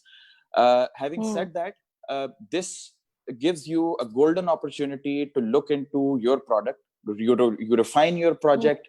जो आपके challenges थे before this situation, आप उनको analyze, plan, prepare, क्योंकि like you said, this situation will go back to normal, hopefully, fingers crossed, and to be honest, it might take a little time, but it will go back to normal. So this time gives you a golden opportunity to sort of go back, revisit your challenges जो कि आपके थे इससे पहले, and क्योंकि वो जब आप you already in the market, you already selling, तो आपके पास वो प्रेशर ज्यादा होता है. You have less time to sort of plan and building a strategy, or even sometimes changing your strategy. So this gives you a golden opportunity to sort of revisit all those challenges, have a backup plan, and because once the situation goes back to normal, अब जब market में जाएं, तो your product should be ready. उनके challenges user interface point of view से भी हो सकते हैं. उनके challenges मैं within apps के business में जब we're talking to people or people who have launched their apps in the past, उनके साथ जब conversations थी, I think people focus on acquiring new users too much when they're not ready. So आपका सबसे important चीज जो है ना digital marketing के अंदर, कल I think conversation हो रही थी कि what should you do अगर आपका एक business है, let's say for example mobile app है, how do you start with, let's say if you have $1,000 का budget, how do you what do you do if you have a bigger budget? I think both scenarios mein I would like, if I was there, I would like to start with a smaller budget, because sometimes you have to sort of product side pe you have to put your product under enough stress test. आपके जब users आना शुरू हो गए, you need to see कि आपका product funnel, how is the product funnel doing, and then optimize your spends towards, then scale them up. Sort of बहुत ज़्यादा, so like I was mentioning कि जब हम mobile apps के अंदर the people who have launched the apps, उनके साथ discussions होती हैं, so they're most focused on bringing new customers while they're forgetting the customers that are already on their apps. They're already on their platforms or businesses. Take care of them, look after them, foster brand love. अभी हारिस बात कर रहे थे influencer marketing की. Turn those customers you already have into your influencers. They can provide you the best sort of word of mouth. जितनी मर्जी हम digital में यूजर एक्वायर करें टेक्नोलॉजीज को यूज करते हुए, अगर मैं और आप में मुझे मेरा कोई दोस्त या बताएगा यार लोग ये वाली एक सर्विस थी, I bought it from it, इसका यूजर एक्सपीरियंस अच्छा था, इनकी कस्टमर सर्विस भी अच्छी थी. At times I've seen it for myself कि मैंने जब अगर किसी को फॉर एग्जांपल बताया यार ये जब चीज मैंने उधर से ऑर्डर की थी तो you should too, कहते नहीं यार ये तो I don't see, but I found myself advocating for them.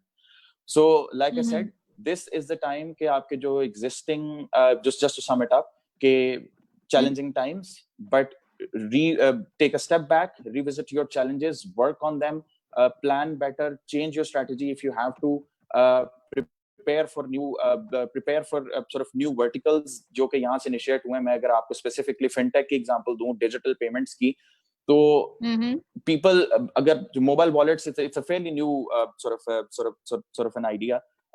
Not many people at this stage know about mobile wallets, but since this pandemic जब markets बंद हो गई, अब होता ऐसा ही था कि लोग market में जाते थे, कहते यार ये पैसे और मेरे deposit कर दे mobile wallet में, markets बंद हो गई तो वो क्या होगा. इस after this pandemic we realized online पैसे ट्रांसफर करना, आपने अपनी मोबाइल बैंकिंग ऐप में लॉगिन किया और आप पैसे ट्रांसफर करें, it has grown phenomenally. This gave us a new opportunity to sort of change our strategy and to see कि हमने फ्यूचर में कहाँ जाना है, और फ्यूचर में इस चीज को तो हम सोच ही नहीं रहे थे, अब ये हो गई है तो अब हमें पिवट कैसे करना है, how do we grow from here. So take a step back, revisit your challenges, plan better. When the market is ready, you'll be able to in a good position to sort of वही बात आपने की कि demotivating होने की बात नहीं है. This look at it from an opportunity point of view. Great.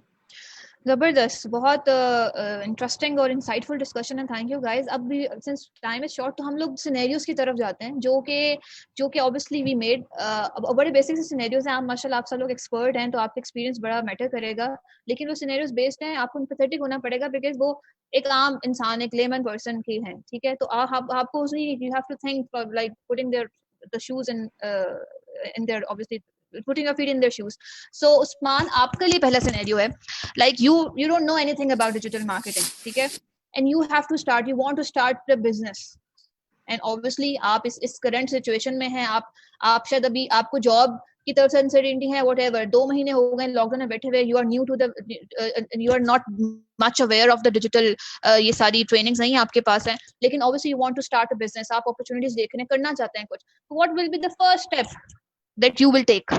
But you are a good learner, passionate है, पूरा passion है, the zeal you have, but आपके पास वो guidance, तो वो पहला step वो क्या होगा कि आप वो लेंगे कि आपको digital business भी launch करना है पर awareness नहीं है? देखिए अगर आपको business launch करना है तो बिजनेस के लिए थोड़े बहुत पैसे भी चाहिए होते हैं, सो वो आपको बजट देखना है कि आपके पास कितना बजट अवेलेबल है, कुछ सेविंग्स पड़ी हुई हैं, ठीक कुछ है। आपके पास चीज़ें हैं, क्योंकि although as much as we would like it to be, but हर चीज़ फ्री में नहीं होती है। सो अब वो पहले एक ज़माना था जब डिजिटल में आसान था, चीज़ें जल्दी रैंक हो जाती थी, आप जल्दी ऊपर आते थे। अब लोगों की एक्सपेक्टेशन है कि हम वो 2010 वाले एनवायरनमेंट को एंजॉय करें जब आसान थी चीज़ें। अब जब से लोगों को पता चला कंपटीशन ज़्यादा हो गया है, अब हमेशा एक बेयर मिनिमम बजट चाहिए होता है आपको सर्टेन माइलस्टोन अचीव करने के लिए, क्योंकि ऐसा हो नहीं सकता कि आप एकदम से आइडिया है और आप मार्केट में आके कहते हैं जी कि मैं ये करूँ, अनलेस कि इट्स अ यूनिक आइडिया किसी ने पहले नहीं किया।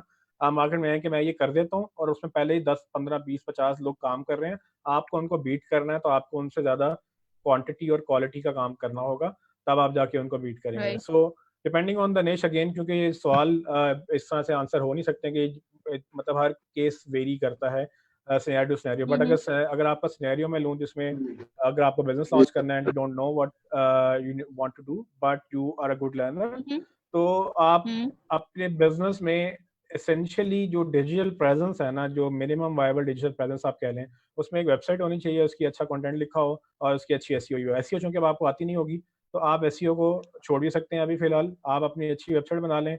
10,000 में आपकी अच्छी तो नहीं, मतलब नॉर्मल एक होस्टिंग और एक डोमेन आ जाती है आपके पास। एक होस्टिंग एक डोमेन ले लें, मतलब अगर डॉलर्स में बात करूं तो $100 का बजट आपका शायद उधर चला जाएगा। उसके बाद आप जो बाकी आप बजट देखें कि आप वर्डप्रेस फ्री है आपके लिए, अगर आपको नहीं आता किसी दोस्त से या किसी अपने जानने वाले से वर्डप्रेस इंस्टॉल करवा लें, एक थीम ले लें, थीम खरीद लें तो $40-50 का फ्री थीम भी मिल जाते हैं, जो आपको पसंद आता है आप उसको लगाएं, अपने प्रोडक्ट्स डालें और वायरल करना शुरू करें। वायरल कैसे करेंगे? स्पैमिंग में और वायरलिटी में फ़र्क है। मार्केटिंग, एसएमएस मार्केटिंग या फेसबुक मार्केटिंग में लोग असल में मार्केटिंग और स्पैमिंग का कॉन्सेप्ट हमारे यहाँ कोई एक ही चीज़ है, एक ही चीज़ समझी जाती है। तो आप वायरल जब करने की मैं बात करता हूँ तो स्पैमिंग इसका मतलब नहीं है, लेकिन आप एटलीस्ट लोगों को वर्ड ऑफ माउथ से कम बताना शुरू करें, क्योंकि सबसे जो फ्री मार्केटिंग है ना आपके पास अवेलेबल, वो आपका नेटवर्क है। आप अपने नेटवर्क में इमीडिएटली पुश कर सकते हैं कि सर्टेन लोगों को चीज़ें चाहिए और सर्टेन लोग चीज़ें बेच रहे होते हैं, हमेशा प्लेटफॉर्म बीच में आके कनेक्ट करते हैं। तो अगर आप अपने नेटवर्क में कुछ ऐसी चीज़ आप प्रोड्यूस कर रहे हैं जो कि आपके नेटवर्क में चाहिए हो सकती है, आप उनसे रिक्वेस्ट कर सकते हैं कि आगे आपको वो क्या कहते हैं आगे स्प्रेड करें। मैंने तो देखा यहाँ तक कि खवातीन है स्पेशली, मतलब वो घर बैठ के अपनी कुछ ज्वेलरी की वो छोटे छोटे स्टार्टअप हैं, सिर्फ पेज बनाया हुआ और वो चला रहे हैं। सो आपको मतलब होस्टिंग और डोमेन की भी जरूरत नहीं, अगर आप सिर्फ पेज बना के अगर आप वायरल करना शुरू करें। लेकिन of course this is not the ultimate marketing solution. Ultimate marketing solution आपको चाहिए तो आपको वो सारे के सारे जो मिनिमम वायबल स्ट्रेटजी मैं पढ़ाता हूँ उसमें आपको 6 चीज़ें चाहिए होती हैं। पहली चीज़ आपकी अच्छी डिजिटल प्रेजेंस, जिसमें आपकी वेबसाइट होती है, जो आपका ऑन मीडिया होता है। उसके बाद आप उस पर अच्छा कंटेंट लिखेंगे ताकि आप लोग कन्वर्ट हो सकें। जब तक लोगों से आप बात नहीं करेंगे अपने कंटेंट के थ्रू, लोग आपसे कन्विंस नहीं होंगे। तुक्के लग जाते हैं, लेकिन वो एक आप स्ट्रेटजी स्केल नहीं कर सकेंगे। अच्छा कंटेंट होगा, अच्छे कंटेंट के साथ फिर उसको अच्छा ऑप्टिमाइज भी करना है। सो आपने कहावत सुनी होगी, जंगल में मोर नाचा किसने देखा। ठीक है, आप 1,000 की वेबसाइट बनाए, 1 लाख की वेबसाइट बनाए, 1 करोड़ की वेबसाइट बनाए, अगर आपकी वेबसाइट लोगों को नहीं मिल रही ना, अगर आपको दिख नहीं रही लोगों को, तो वो बेकार है। सो वेबसाइट फ्रेम करवाने के लिए नहीं बनाई जाती, वेबसाइट से बिजनेस लेना होता है। बिजनेस तब आएगा जब ट्रैफिक आएगी, ट्रैफिक जब रेलिवेंट आएगी तो ज्यादा अच्छा बिजनेस आएगा। सो आपको गूगल से ट्रैफिक लेनी है, तो ये 3 काम आपने वेबसाइट के रिलेटेड करने होते हैं, जिसमें वेबसाइट, कंटेंट और SEO. Then you move on to marketing. आप पेड में चले जाएं तो आप एड्स चला सकते हैं, एड्स के लिए आपके पास सोशल मीडियम्स भी हैं और आपके पास सर्च मीडियम्स भी हैं। Then you go on to email marketing. अगर आपके पास ईमेल का डेटाबेस बनता चला जाए तो ज़्यादा अच्छी बात है, आप ईमेल उसको पुश करें। नहीं तो जो है ना, आप उनको आप क्या कहते हैं विदाउट मतलब वो अपने नेटवर्क में आप उसको पब्लिश कर सकते हैं। And then finally you have to make sure कि आप उसको क्या कहते हैं, मेरे ज़हन में एक कॉन्सेप्ट ही निकल गया। So there's one last step that I teach. I'm forgetting that, but what you have to do is basically, yes. So you have to ensure that you're remarketing to your existing audience. So जो data है ना, data is very important.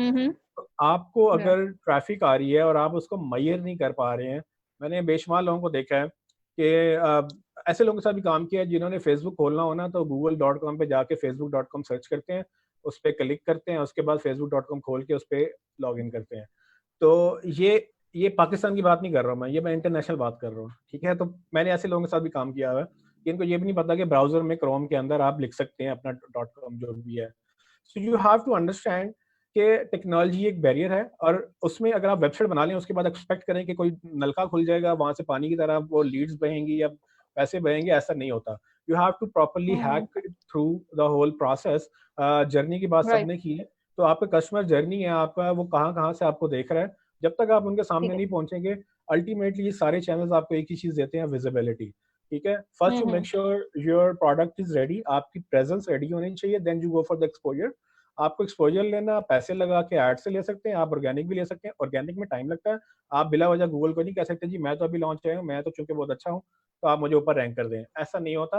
यहाँ बड़ी बड़ी कंपनियां रह जाती हैं, छोटी छोटी जो है ना वो जो है ना बच्चे वेबसाइट रैंक करके वो लीडें निकाल रहे होते हैं. सो you have to properly hack through it, because Google, Facebook जितने भी प्लेटफॉर्म हैं, they are not humans, they are machines. उनके algorithms हैं, algorithm work in a certain specific way. If you have to learn something, you have to understand how technology works. So this is why मैं digital marketing में ये अब कहता हूँ कि it's more digital, less marketing. So आपके जो भी आपने MBA में marketing पढ़ी है वो irrelevant हो जाएगी अगर आपको Google का, Facebook का, दूसरों का आपको अगर वो algorithms नहीं आते हैं. So you have to understand that कि अगर आपने, और ये चीज़ बड़ी इंश्योर कर लें, जो अब एक बड़ा कंफ्यूजन रहता है कि अगर सीईओ सब चीज़ें सीखने बैठ जाएगा तो फिर वो सीईओ अपना सीईओ वाला काम नहीं कर सकेगा. तो ये चीज़ बिल्कुल गलत थी समझनी मेरी कि मैंने जो कहा कि आप सब कुछ करें.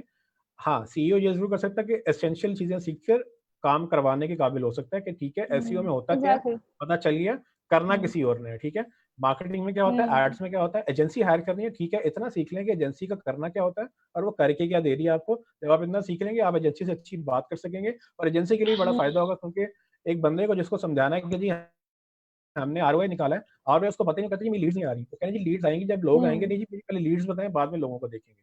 तो ये बड़ा ना टसल रहता है.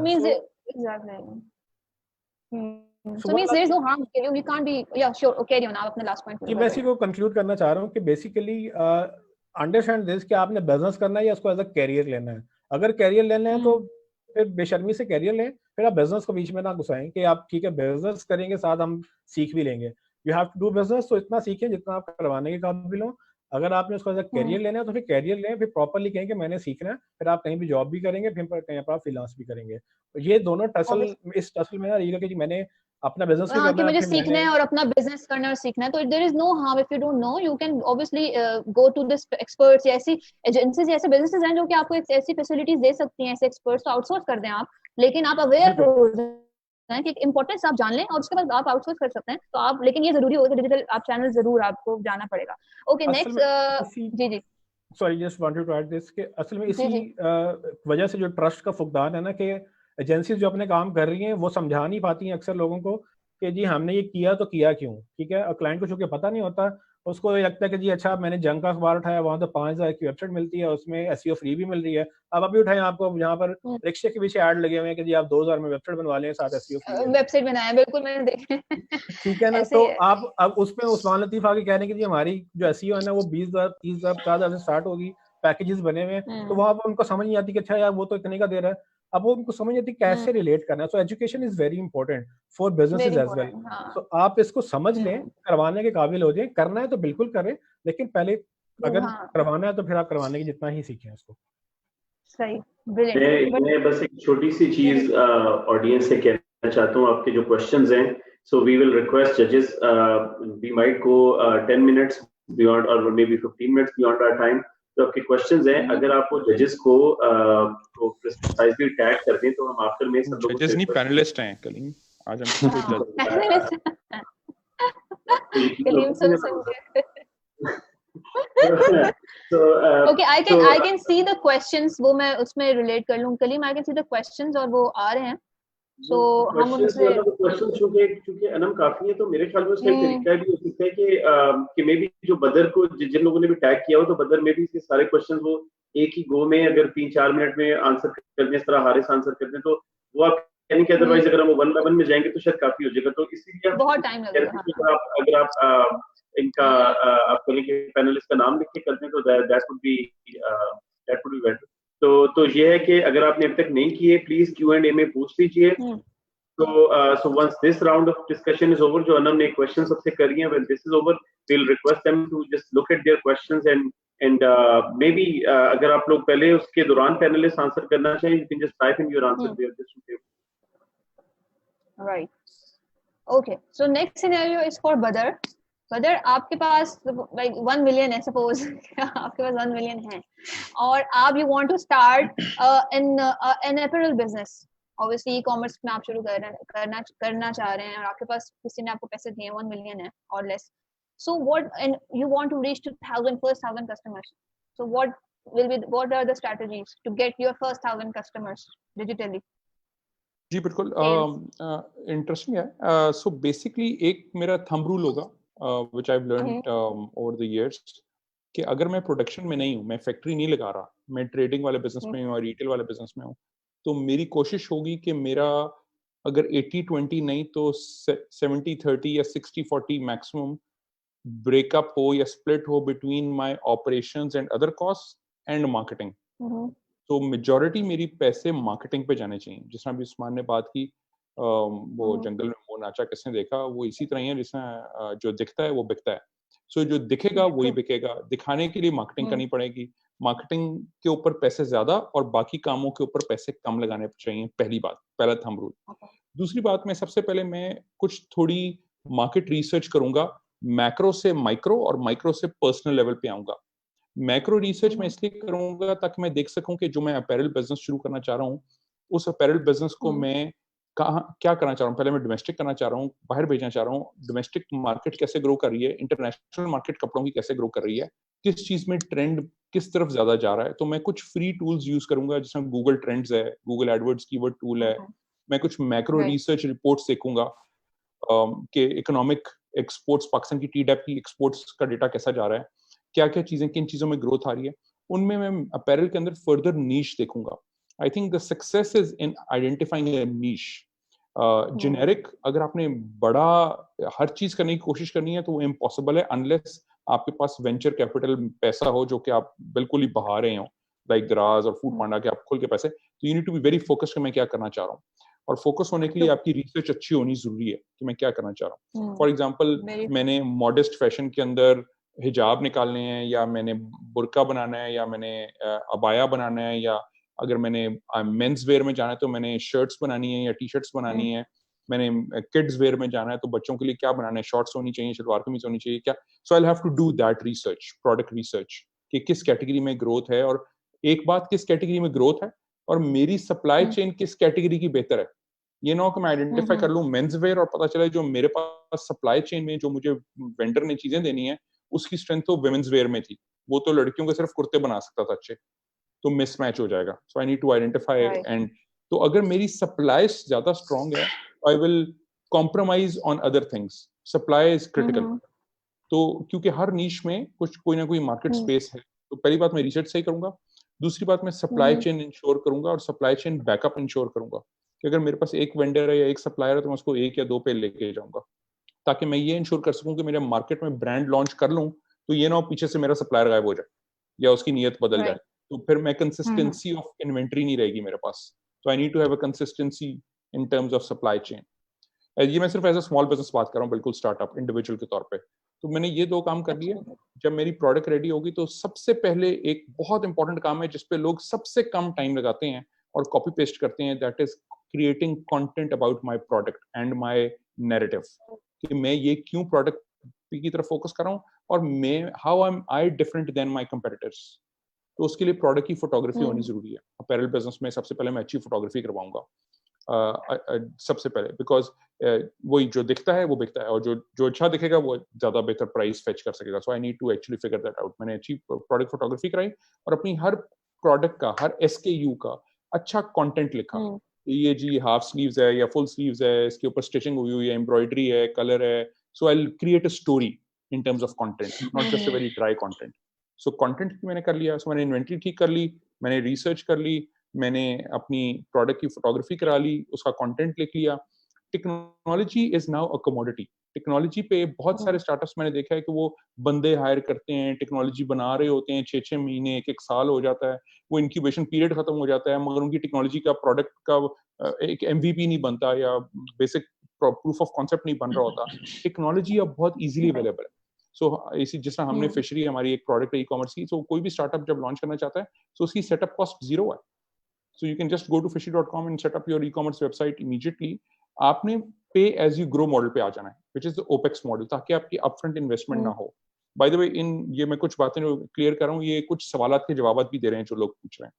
सो आप ई-कॉमर्स की वेबसाइट फ्री ऑफ कॉस्ट अपनी सेटअप कर सकते हैं. उसके बाद आपने अंदर उसकी अच्छी फोटोग्राफी वो डाली, तो आप देखेंगे एकदम शक्ल निकल आएगी. अब वेबसाइट खड़ी हो गई, एसेट खड़ा हो गया. अब जो भी उस्मान बात कर रहे थे, अब आपको क्वालिफाइड ट्रैफिक लानी है. ट्रैफिक आएगी तो कन्वर्ट होगी, तो सेल्स में वो आएगी. जो ट्रैफिक लाने का तरीका है, उस पर मेरा थोड़ा सा डिफरेंट ओपिनियन है. I know long term SEO वगैरह बहुत इंपॉर्टेंट है, हम खुद वो सर्विस देते हैं, but SEO is very long term for a startup, for a small business. उनके लिए 6 महीने और साल का वेट करने का टाइम नहीं है. They want to prove their business model, product market fit immediately. तो सबसे फास्टेस्ट में 1 मिलियन में से जो कम से कम 3 लाख या 5 लाख जो है वो मैं मार्केटिंग पे लगाऊंगा, और पेड मार्केटिंग, परफॉर्मेंस मार्केटिंग, जो अभी बात कर रहे थे सऊद और हारिस. सो परफॉर्मेंस मार्केटिंग बहुत जरूरी है, विच मीन्स कि मेरे एड के ऊपर ये नहीं लिखा होगा कि मेरी बड़ा अच्छा खूबसूरत स्टोर है, आप कभी चक्कर लगाएं. मेरे एड के ऊपर लिखा होगा buy now, click here, 60% discount, 10% discount, whatever. So very performance oriented marketing. मगर इस परफॉर्मेंस मार्केटिंग के साथ साथ आपको ब्रांड भी बिल्ड करना है, क्योंकि अगर आपका ब्रांड का पुल नहीं होगा, आई थिंक हारिस ने बात की, ब्रांड का अगर पुल नहीं होगा या ब्रांड की एक इक्विटी नहीं होगी, तो लोग ट्रस्ट नहीं करेंगे आपकी मार्क प्रोडक्ट के ऊपर. तो ब्रांड को भी क्रिएट करने की जरूरत है मुझे साथ साथ. तो मुझे दोनों काम करने हैं. तो मुझे ऑर्गेनिक सोशल मीडिया भी करना है और मुझे पेड सोशल मीडिया भी करना है. और इन दोनों के कॉम्बिनेशन से मैं ट्रैफिक लेकर आऊंगा क्वालिफाइड, और मैं वो टर्म कैलकुलेट करूंगा जो हारिस ने पहले जिक्र किया था, शायद बहुत डिटेल में नहीं गया Haris, which is called CAC, Customer Acquisition Cost. Her startup को रोज सुबह नमाज पढ़ने के बाद पहली चीज अगर देखनी चाहिए तो अपने गूगल एनालिटिक्स और कस्टमर एक्विजिशन कॉस्ट. अगर दो पहली चीजें आप देख सकते हैं नमाज के बाद, सुबह सुबह Google analytics and customer acquisition cost, कि मेरी ट्रैफिक क्यों ड्रॉप की है या क्यों इंक्रीज किया है, और मेरा कस्टमर एक्विजिशन कॉस्ट किधर है. अगर ये दो बॉटम लाइन मैट्रिक्स आप रोज देख रहे होंगे, तो आप अपने प्रोडक्ट को और ब्रांड को ग्रो कर सकते हैं, क्योंकि लोग ये फंडामेंटल भूल जाते हैं ऑन द ग्राउंड. तो ये दो मैट्रिक्स आपको चेक करने जरूरी है कि मेरी कस्टमर एक्विजिशन कॉस्ट क्या है. फॉर एग्जांपल, मैं एग्जांपल दे देता हूँ आपको क्विकली फॉर स्टार्टअप्स. इस वक्त मैं कल परसों अपने एक जूतों के कस्टमर से बात कर रहा था, तो उनकी कस्टमर एक्विजिशन कॉस्ट इस वक्त 200 से 250 रुपए है. एक नया कस्टमर आ जाता है और वो उनसे जूता खरीद के चला जाता है online. Just a rough idea, but ये वेरी करती है एनीवेयर बिटवीन $2 to $8 और $10 इन पाकिस्तान, डिपेंडिंग आपका ब्रांड की कितना इक्विटी है, ब्रांड का पुल कितना है, आप कितना मार्केटिंग में इन्वेस्ट कर रहे हैं, वगैरह वगैरह बहुत सारी, और आप किस कैटेगरी में है, वर्टिकल क्या है, varies a lot. And that's where you मैंने मार्केटिंग की और मैंने अपने कस्टमर्स लेकर आने. सो अब अज्यूम करें मेरी 200 रुपए कस्टमर एक्विजिशन कॉस्ट है, और आपने कहा मुझे 1000 कस्टमर चाहिए, तो कितनी मार्केटिंग कॉस्ट होगी मेरी? 2 लाख रुपए. 200 रुपए इंटू 1000 कस्टमर, ठीक है जी. तो एक कस्टमर लाने की 200 रुपए कॉस्ट है और 1000 आपने मेरे कस्टमर कहे, तो 2 लाख रुपए तो मेरी परफॉर्मेंस मार्केटिंग की कॉस्ट हो गई. इसके ऊपर जो अभी बात कर रहे थे बार बार उस्मान भी और हारिस साहब भी, कि प्रोफेशनल से काम कराना जरूरी है. तो मैं किसी को एजेंसी सर्विसिंग फी दूंगा जो मेरे लिए एड चलाएगा और उसको लेकर आएगा. ये 200 रुपए तक आने के लिए थोड़ा एफर्ट करने की जरूरत है, और ये कहना बड़ा आसान है, but it requires a lot of knowledge economy effort, कि आप बैठ के ऑप्टिमाइज करें कैंपेन्स को, जो सऊद ने बात की. It requires a lot of बिल्कुल. यस. तो ये वो करूंगा मैं कैंपेन. तो मैं आराम से 1 मिलियन रुपए में अपनी थोड़ी सी प्रोडक्ट की इन्वेंट्री, वेबसाइट और मार्केटिंग अच्छी सी करके मैं आराम से 1000 कस्टमर ला सकता हूं. अगर मेरे पास 6 महीने के लिए 1 से 2 मिलियन रुपए हैं, तो I can reasonably start a very good small business, जिसमें मैं मैन्युफैक्चरिंग नहीं कर रहा, मगर मैं एक होलसेल मार्केट से चीज लेके रिटेल वाली मार्केट में ब्रांड बिल्ड करके बेच रहा हूँ. एक लास्ट चीज मैं ऐड करना चाहूंगा, इसमें एक ऑल्टरनेटिव ऑप्शन ये है कि आप अपने वेबसाइट से अपने नाम से ना बेचें, बल्कि आप मार्केट प्लेसेस पे बेचें. तो इसमें बहुत सारे लोग सवाल पूछते हैं कि मैं दराज पे जाके बेचूं या मैं अपनी वेबसाइट बनाऊं. तो इसका आसान आंसर ये है, जिसको मैं कहता हूँ B&B. आपने दो चीजें मूव करनी है, दो चीजें इंक्रीज करनी है, एक बॉक्स मूविंग और एक brand building. B&B, box and brand, दोनों चीजों के लिए आपको एफर्ट करने की जरूरत है. तो जो मार्केट प्लेस है वो बॉक्स मूव करेगा, ब्रांड नहीं बिल्ड करेगा, क्योंकि आपकी जगह कोई और आके जूता बेच लेगा वहां, तो यूजर ले लेगा, बिकॉज उनके पास फुटफॉल है, वो वर्चुअल मार्केट प्लेस है, मॉल है, उनको ले. मगर ब्रांड बिल्ड करने के लिए अपनी वेबसाइट बनानी जरूरी है. तो ब्रांड भी बिल्ड करना है और बॉक्स भी मूव करना है. दोनों कामों के लिए हाइब्रिड स्ट्रेटजी होनी जरूरी है. You need to have the right hybrid strategy. एक लास्ट चीज, जी सॉरी, लास्ट चीज हैं, उस्मान बना रहा है एक्सेल की शीट, हाँ वो गूगल शीट बना रहा है ताकि शेयर कर सके सबके साथ। वो तो एक लास्ट चीज ये कि जी कि जो बहुत सारे हमारे एसएमईज या स्टार्टअप्स जो बहुत सारे हैं वो एक चीज में मिस कर रहे हैं, वो हर चीज सब कुछ खुद करने की कोशिश कर रहे हैं। आई थिंक सबने पहले भी बात की, उस्मान ने भी, सबने। एक बहुत बड़ी अपॉर्चुनिटी पाकिस्तान के लिए जो है वो ये है कि हमारे बहुत सारे ट्रेडिशनल बिजनेसेस, कोई जूते बनाता है, कोई कपड़े बना रहा है, कोई ब्लू पॉटरी बना रहा है, कोई हैंडीक्राफ्ट की चीजें बना रहा है, कोई सर्जिकल आइटम्स बना रहा है, कोई, अब वो लोग वही हैं, वो बना सकते हैं, ठीक है, उनके पास कैपेबिलिटी है टू मैन्युफैक्चर और प्रोड्यूस। बहुत सारे फार्म्स हैं उनके पास, वो वेजिटेबल्स हैं, ऑर्गेनिक है, बहुत कुछ है, कोई अचार बना रहा है, बहुत सारी चीजें हैं, ये सब चीजें बिकनी भी हैं। तो मेरे ख्याल में स्टार्टअप्स को ये करना चाहिए, बहुत सारे एंटरप्रेन्योर्स को ये करना चाहिए कि जो ट्रेडिशनल एसएमईज हैं उनके साथ पार्टनर करें, रेवेन्यू शेयर, और उनकी प्रोडक्ट्स को मार्केट में लेकर आएं। अगर वो प्रोडक्ट भी खुद बनानी शुरू कर देंगे तो I think they will lose the focus. They need to focus on, ये हम डिजिटल ट्रांसफॉर्मेशन वाली बात करें कि these startups, these young entrepreneurs जिनको टेक्नोलॉजी समझ आती है, इनको चाहिए कि ये उन ट्रेडिशनल एसएमईज को कैपेसिटी बिल्ड करें, उनकी डिजिटल ट्रांसफॉर्मेशन करें, उनके साथ पार्टनर करें और उनको आगे लेके आएं और उनके साथ रेवेन्यू शेयर पे काम करें। I think that's very interesting. But 10 lakh रुपए में बिल्कुल एक अच्छा बिजनेस शुरू किया जा सकता है, एक्सपेरिमेंट पूरा किया जा सकता है। करेक्ट, डेफिनेटली, जबरदस्त। Thank you so much for the detailed. पर मैं इसमें डीप डाइव नहीं किया लॉजिस्टिक्स पे, पेमेंट्स पे। सॉरी, एक और सवाल, बहुत कुछ है जी, तो बट पेमेंट्स, पेपैल के बगैर पाकिस्तान में ई-कॉमर्स हो सकता है, किसी ने सवाल पूछा था, absolutely you don't need PayPal और anything, that's a myth. Okay sir, quickly आपसे ये कि okay you know the digital marketing, सब कुछ पता है, और आपने जरा नीड देखी, अब बहुत से नीड जो भी करंट न्यू नीड्स और अपॉर्चुनिटीज अराइज हुई हैं, आपने भी ग्रोसरी ऐप बना ली, ठीक है।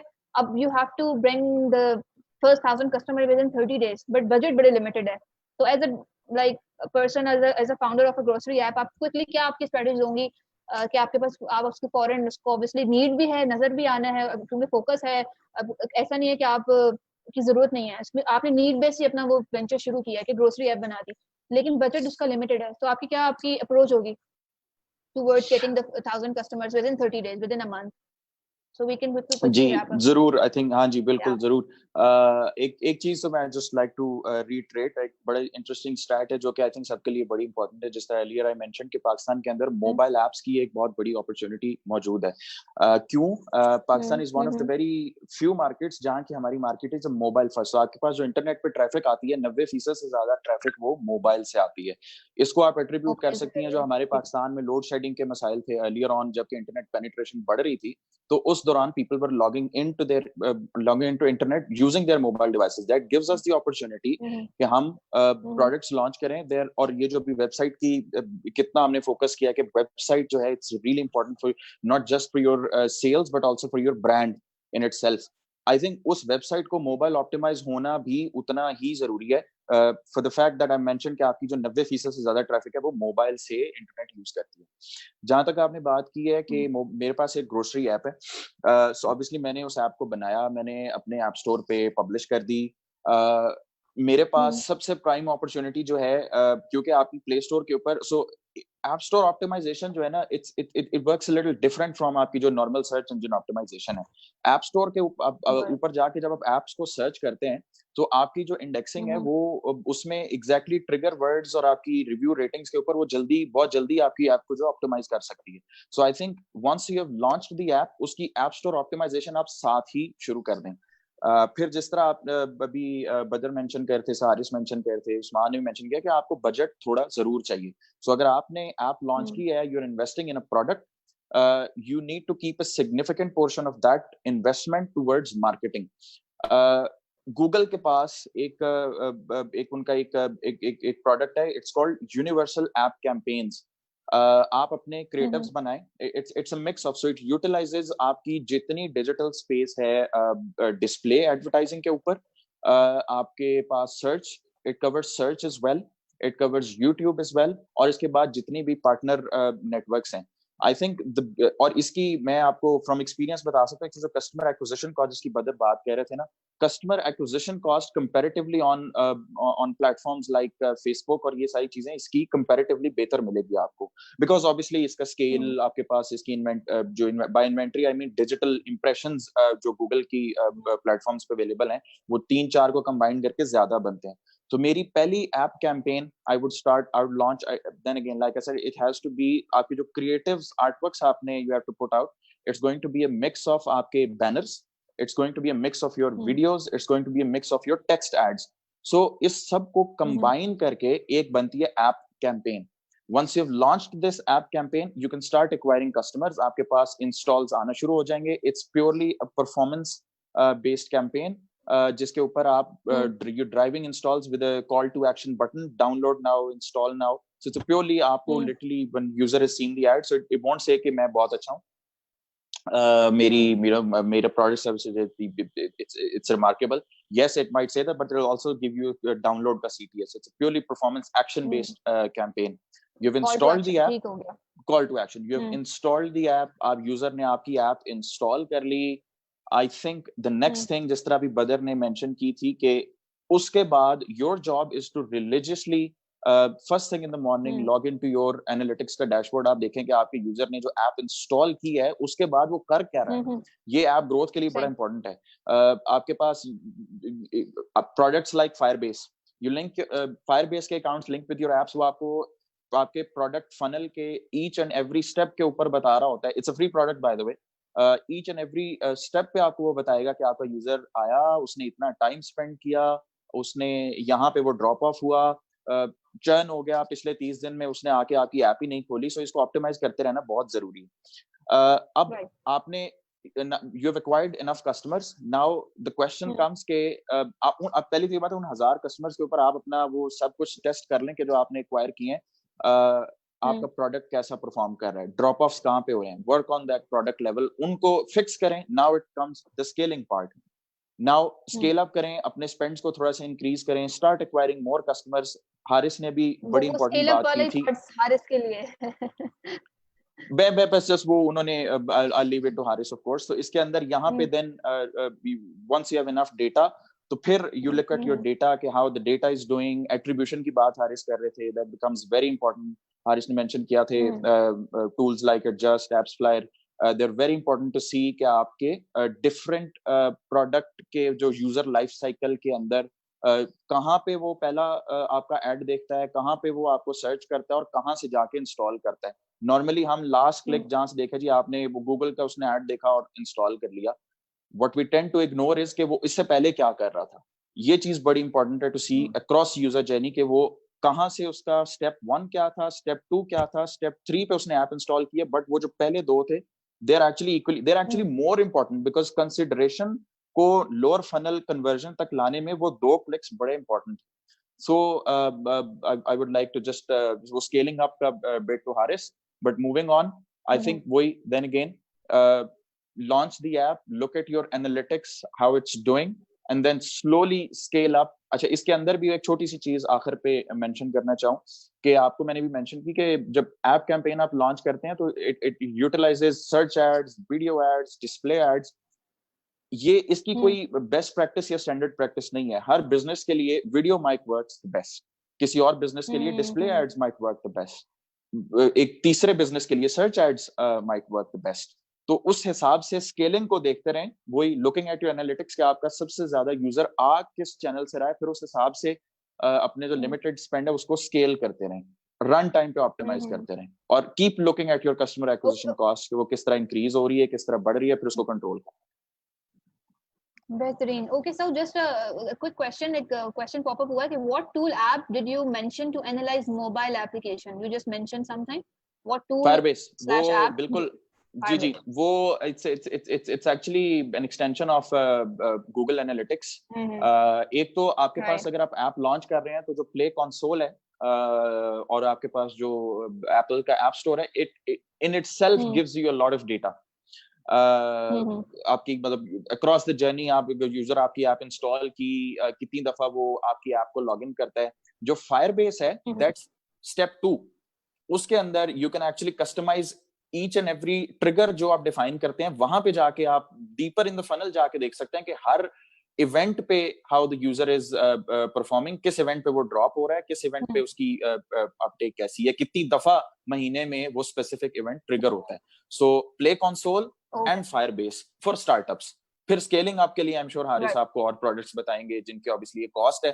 but then again, look at this cost as an investment, not an expense. Investment. Zabardast. Thank you so much, Saud, for your insightful answer. Okay, Haris, last question in last 5 minutes. So very quickly, you have to wrap up. Like, okay, fine. Whether ने अपना apparel का business भी launch कर दिया और grocery app भी launch हो गई. Now they have to scale up, right? So they are like obviously in Scalicum they are also planning to enter into the new markets. Maybe वो international or global. So उसके लिए आपकी क्या strategy होगी to scale up within, like you have to scale up within and go global within next within a year आपका planning part है. तो आपकी वो क्या strategies होंगी considering obviously कि there are different cultural भी barriers होते हैं, different आपको messages शायद different करने पड़े हैं. तो digitally वो किस तरह से वो strategies होनी चाहिए to handle your audience globally and through your digital channels obviously. Oh, yeah, so I think on that note, there are a couple of things that needs to be considered, और वो मेरे ख्याल से सारे journey में बहुत important role play करेंगी अगर उनको timely manage करें. तो सबसे पहले जो भी आपकी market selection है, उसकी understanding is very important. कि what kind of culture that market has and what is the average income of the target audience for that particular market. Is it a price sensitive market? Or is it not a price sensitive market? Because ये सारी चीजें आपको information देगी how you can actually formulate your strategy. For example, if there is a country A, which is for example price sensitive market, when in performance marketing we can say call to action, unique selling proposition with 20% discount. But if there is any market which is not very price sensitive, then they might be looking for something else. और अभी तक आपने अपना जितना business scale किया है, उसमें of course you have to pick your learnings out of it in a way कि how much is the risk potential in scaling up the business as per now. Are you ready with your delivery fleet? Are you ready with all the operational things that when you were going to scale up your business? So you have to make sure that everything is ready and set. You need to understand the market very carefully because this is, I think, is a very critical step. And then I think you need to come up with, at least if you're talking about an year, तो हमारे पास एक साल की at least उसकी projection होनी चाहिए. In terms of what about you will be investing each and when I say that you will be researching about each and every market, तो उस market को understand हर aspect से करना होगा और उसको digital के भी perspective से करना होगा क्योंकि वहाँ एक बड़ा major budget आपका जा रहा है क्योंकि हर market का CPM और CPC different होता है. जैसे US market को अगर आप compare करें पाकिस्तान की market को तो 1/5 roughly मेरे ख्याल से cost per click rates हैं वहाँ के. तो आपको एक roughly you need to understand the local dynamics along with your marketing projection एक साल की. अब वो बेसिकली जो मार्केटिंग प्रोजेक्शन होगी वो आपको एक गार्ड रेल्स देगी कि आप अगर एवरेज ऑर्डर वैल्यू आपका उस प्रोडक्ट का या उस नीश का उस मार्केट में कितना मैक्सिमम अचीव हो सकता है. जिस तरह पाकिस्तान का एक एवरेज ऑर्डर वैल्यू है, फिर एक यूएई का एक एवरेज ऑर्डर वैल्यू है फैशन में. Of course it varies from luxury to street style fashion as well.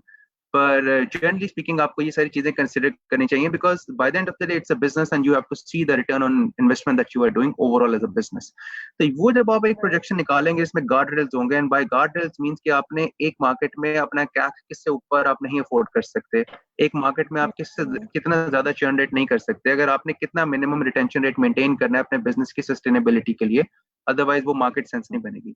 So when you have all of this information, of course then you can actually start up with launching your campaigns in markets. And of course I mean they're like you can pick and choose different questions within that scenario कि आप एक market को one by one करना पसंद करेंगे या बड़ी और छोटी ASMs को small कर दें, बड़ी मार्केट्स को you take one by one और छोटी मार्केट्स को I think you can actually start off with a cluster as well.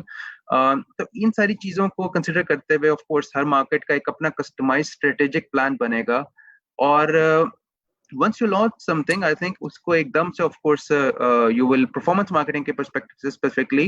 If you have more budgets, then of course brand में you can create a buzz, you can come up with a boom in that market. But performance market, I think it goes hand in hand with how much you're spending on brand. और of course आपको उसमें भी देखना पड़ेगा if it's going in the right direction. अगर आपने जो guard rails define किए हैं उस मार्केट के परस्पेक्टिव से अपनी प्रोडक्ट को अंडरस्टैंड करते हुए, इस मार्केट के लोकल डायनामिक्स को अंडरस्टैंड करते हुए, अगर वो आपका कैक जो है cost of acquired customer sense नहीं बना रहा तो you have to revamp things and you have to figure out where you're losing. Either you have to come up with a new campaign, either you have to come up with a new targeting in your audience approach. आपने कुछ ना कुछ उसमें change करना होगा while understanding the numbers that you have in this. और एक चीज I think as I mentioned again, जो कि उस्मान ने भी बात की, साउथ ने भी बात की, इन terms of how efficiently you can drive your performance market, because आपका अगर एक कंसिडरेबल बजट उसमें जा रहा है तो ऑफकोर्स उसकी एफिशिएंसीज को आपको जरूर कंसिडर करना चाहिए. And again launching in a new country, of course it comes up with a lot of dynamics. आप बहुत ज्यादा रिसर्च कर सकते हैं, बहुत ज्यादा चीजें अंडरस्टैंड कर सकते हैं, but there will be certain things which will not be foreseen right away, and that you will learn over time. तो ऑफ कोर्स अगर हम सऊदी अरब की फॉर एग्जांपल बात करें तो वहाँ influencer marketing is big. in a company like Noon, या आप करीम की भी बात करें, in distant past, the Noon spend about like 40% of their budget on influencer marketing. इसी तरह affiliate marketing is also very big in this region, कि you only pay them once you realize certain revenue out of it. और again हर market के different dynamics होते हैं. पाकिस्तान में may be influencer marketing बहुत बड़ी ना हो, एफिलिएट मार्केट बहुत ज्यादा ना हो, और इस सारी चीज में जो कि साउथ ने भी कहा कि I would rather invest 80 to 90% of my budget. One is basically on acquisition, because you are new into those markets, you have to acquire new users, and gradually you can keep a balance how much revenue you're getting from acquisition or engagement. And I would rather spend like 90% plus 90% of the budget on apps. अगर आप growing trend भी देखें तो mobile first approach is the one that we see. इसमें mobile web भी आती है और एप्स भी आती है, पर generally what I have experience in all the e-commerce that I work with, app usually have almost double the conversion as compared to mobile web. Mobile web का सबसे कम कन्वर्जन होता है, फिर डेस्कटॉप वेब का कन्वर्जन आता है, और top पे एप्स का कन्वर्जन आता है. और एप्स का कन्वर्जन ज्यादा होने के lot of reason. They sit in your device, they sit I mean there's a lot of stickiness involved. You can communicate to these guys through push notifications and all that. ये सारी चीजें बहुत matter करती हैं. इसमें एक जो hot topic industry का है बहुत ज्यादा, एफिलिएट का. I'll just quickly wrap it up now. कि when we talk about affiliate, yeah, आपके इकोसिस्टम में affiliates play a major role. करीम की हिस्ट्री में उनका एक मेजर बजट ऐप affiliates पे जाता है, जिसमें whenever they generate a first right और या first order, उस केस में क्या कहते हैं कि आपको एफिलिएट नेटवर्क को एक पैसे मिलेंगे. पर एप्स में and there is a lot of fraud involved in this. तो फॉर एग्जांपल शुरू में historically if you move back 4-5 साल पहले, तो इंस्टॉल्स की बेस पे एफिलिएट्स को पैसे देते थे, पर of course there is a lot of fraudulent installs involved in it. तो as per the report there are रफली 40% installs coming from affiliate ad networks are fraudulent. Then we moved on to के उस पे नहीं देते, हम cost per order पे दे देते हैं या रेवेन्यू शेयरिंग पे दे देते हैं. पर रेवेन्यू शेयरिंग में भी अगर आपने एक दफा उसको पैसे दे दिए तो वही यूजर बार बार आपको ऑर्डर दे रहा है और वही आपको एट्रीब्यूशन की बेसिस पे उनका पे आउट जाता है, तो वो भी सेंस नहीं बनता. तो तीसरी चीज फिर आ गई कि हम इसको कैक पे दे देते हैं, cost of newly acquired customers पे सिर्फ पे आउट करेंगे. और this seems to be the most viable solution unless and until this industry has developed to figure out the actual fraud happening in this, because there is a terminology called attribution fraud. कि ad networks जब आप apps की बात करते हैं तो क्योंकि I'm sure मतलब mobile first approach है, बहुत ज़्यादा लोग apps के बारे में सोच रहे होंगे. That's why I want to share this as well. कि app fraud is very much involved in the affiliate network. Affiliate network sound बहुत amazing करता है क्योंकि इसमें revenue sharing basis पे आप काम कर रहे हैं, पर इसमें जब ऐप नेटवर्क का जो एट्रीब्यूशन फ्रॉड है, it eat into your organic share. अगर आप फेसबुक पे इन्वेस्ट करके वहां से ला रहे हैं तो वो फेसबुक की भी कुछ इंस्टॉल्स अपने पास एट्रीब्यूट कर सकता है, ऑर्गेनिक की भी कर सकता है. तो इसका सोल्यूशन भी मार्केट में है. You have to come up with an app fraud tool. There are couple of tools, Scalar, mFilter, that you can deploy if you really want to scale up your app with affiliates. So again, I think it's a consistent learning process while making sure to monitor. Obviously you have to understand monetize भी, और आपको understand of marketing, अपनी market को भी साथ साथ करना होगा. Brilliant. I had a great learning obviously time with all of you, Saud, Usman, Badr and Haris. Thank you so much for your time. हम लोग ने, I think we have taken 25 minutes extra. So over to you, Kaleem. If you want to make closing comments or questions. Yeah, I mean, thank you very much, everyone. I guess so after this we have got networking hours, so हमारे पास 10 minute है लोगों को break देने के लिए. इसलिए मैं बड़ी क्विकली आप सब लोगों का शुक्रिया अदा करना चाहूँगा. इस सेशन की सबसे अच्छी बात ये थी कि हमें किसी को बस शुरू में मुझे एक बताना याद है कि उर्दू लैंग्वेज है. जब मैंने 1-2 दफा वो रिमाइंड करवाया, जब बता दिया, तो उसके बाद आप कहने कि it was I guess very engaging session. साउथ, thank you very much. Sorry, had to ask you to quickly just cover this, which could not do justice to what you were trying to explain. Programmatic marketing is like one complete domain. I'm glad कि आपने data driven marketing को cover किया, उसमें थोड़ी सी बात की. So it is of course it is data, it is business intelligence, it is so many other tools. And like Usman Saab said, one can start business. I mean, there are so many things. कोई जाहिर सी बात है, session को organise करने का मकसद ये था कि थोड़ा सा फेमिलियर हो जाए, you do not just feel frightened about it. लेकिन अगेन बात हुई है कि this is you need to understand कि it needs much more respect than just setting up than just trying to do everything on your own.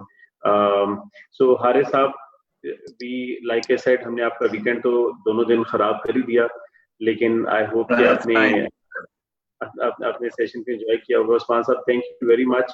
14 courses आपके बदल ने मेरे ख्याल में थोड़े से वो कर दिए हैं. अगर आप कोर्सेज की लिस्ट भी किसी जगह पे कर दें तो आई एम श्योर कि now people would want to learn all this educate.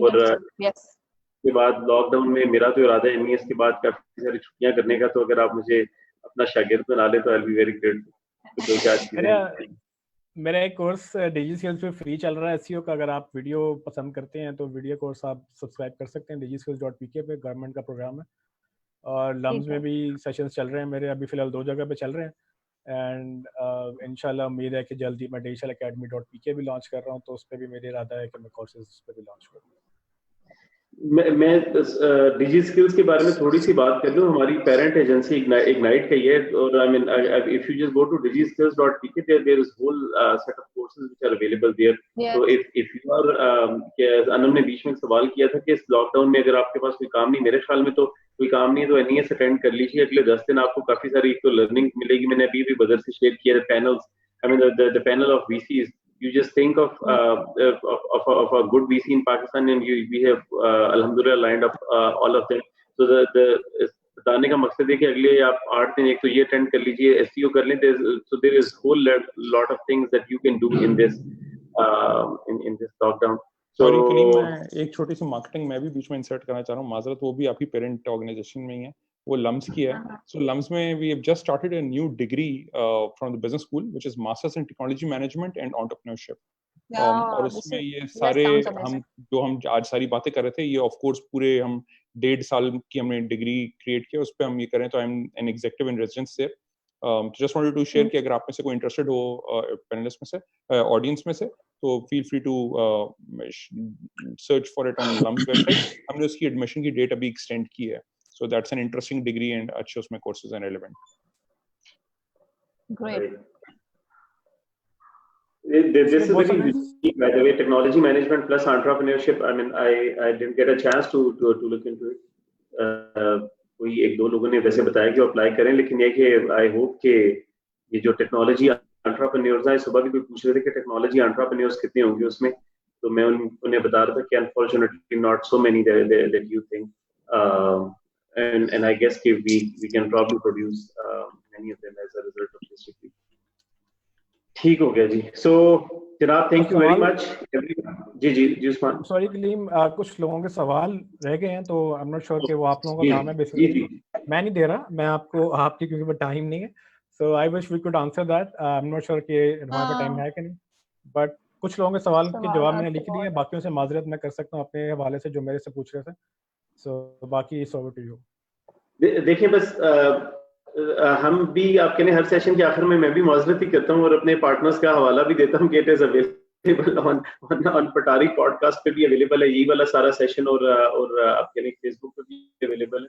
अगर आपने इसको कोई पार्ट मिस किया, जो क्वेश्चंस हैं हमने सब लोगों का लिंक्डइन प्रोफाइल शेयर किया था. काम किया जा सकता है कि अगर इन लोगों के क्वेश्चंस हम नहीं आंसर कर पाए तो ये हमें बाद में ट्विटर पे या लिंक्डइन पे या फेसबुक पेज पे अगर वहां डाल दें तो हम, क्योंकि ये सेशन खत्म होगा तो क्वेश्चंस यहाँ से खत्म हो जाएंगे. अगर अब आपने पूरा सेशन सुन लिया है, अगर ये हमें वहां टैग करके डाल देंगे क्वेश्चंस, तो हम में से कोई ना कोई अपने जो भी सवाल आते हैं उनको आंसर करने की कोशिश करेंगे. Yes, this is a good idea. So I mean, हमने हर जगह पे कोलेटरल में कोई स्पीकर्स की लंबी डिस्क्रिप्शन नहीं लिखी थी. हमने सिर्फ नाम लिखा, टाइटल लिखा और आगे उनका लिंक्डइन लिखा. तो अगर आप हमारा कोलेटरल देखें, सबका लिंक्डइन अवेलेबल है.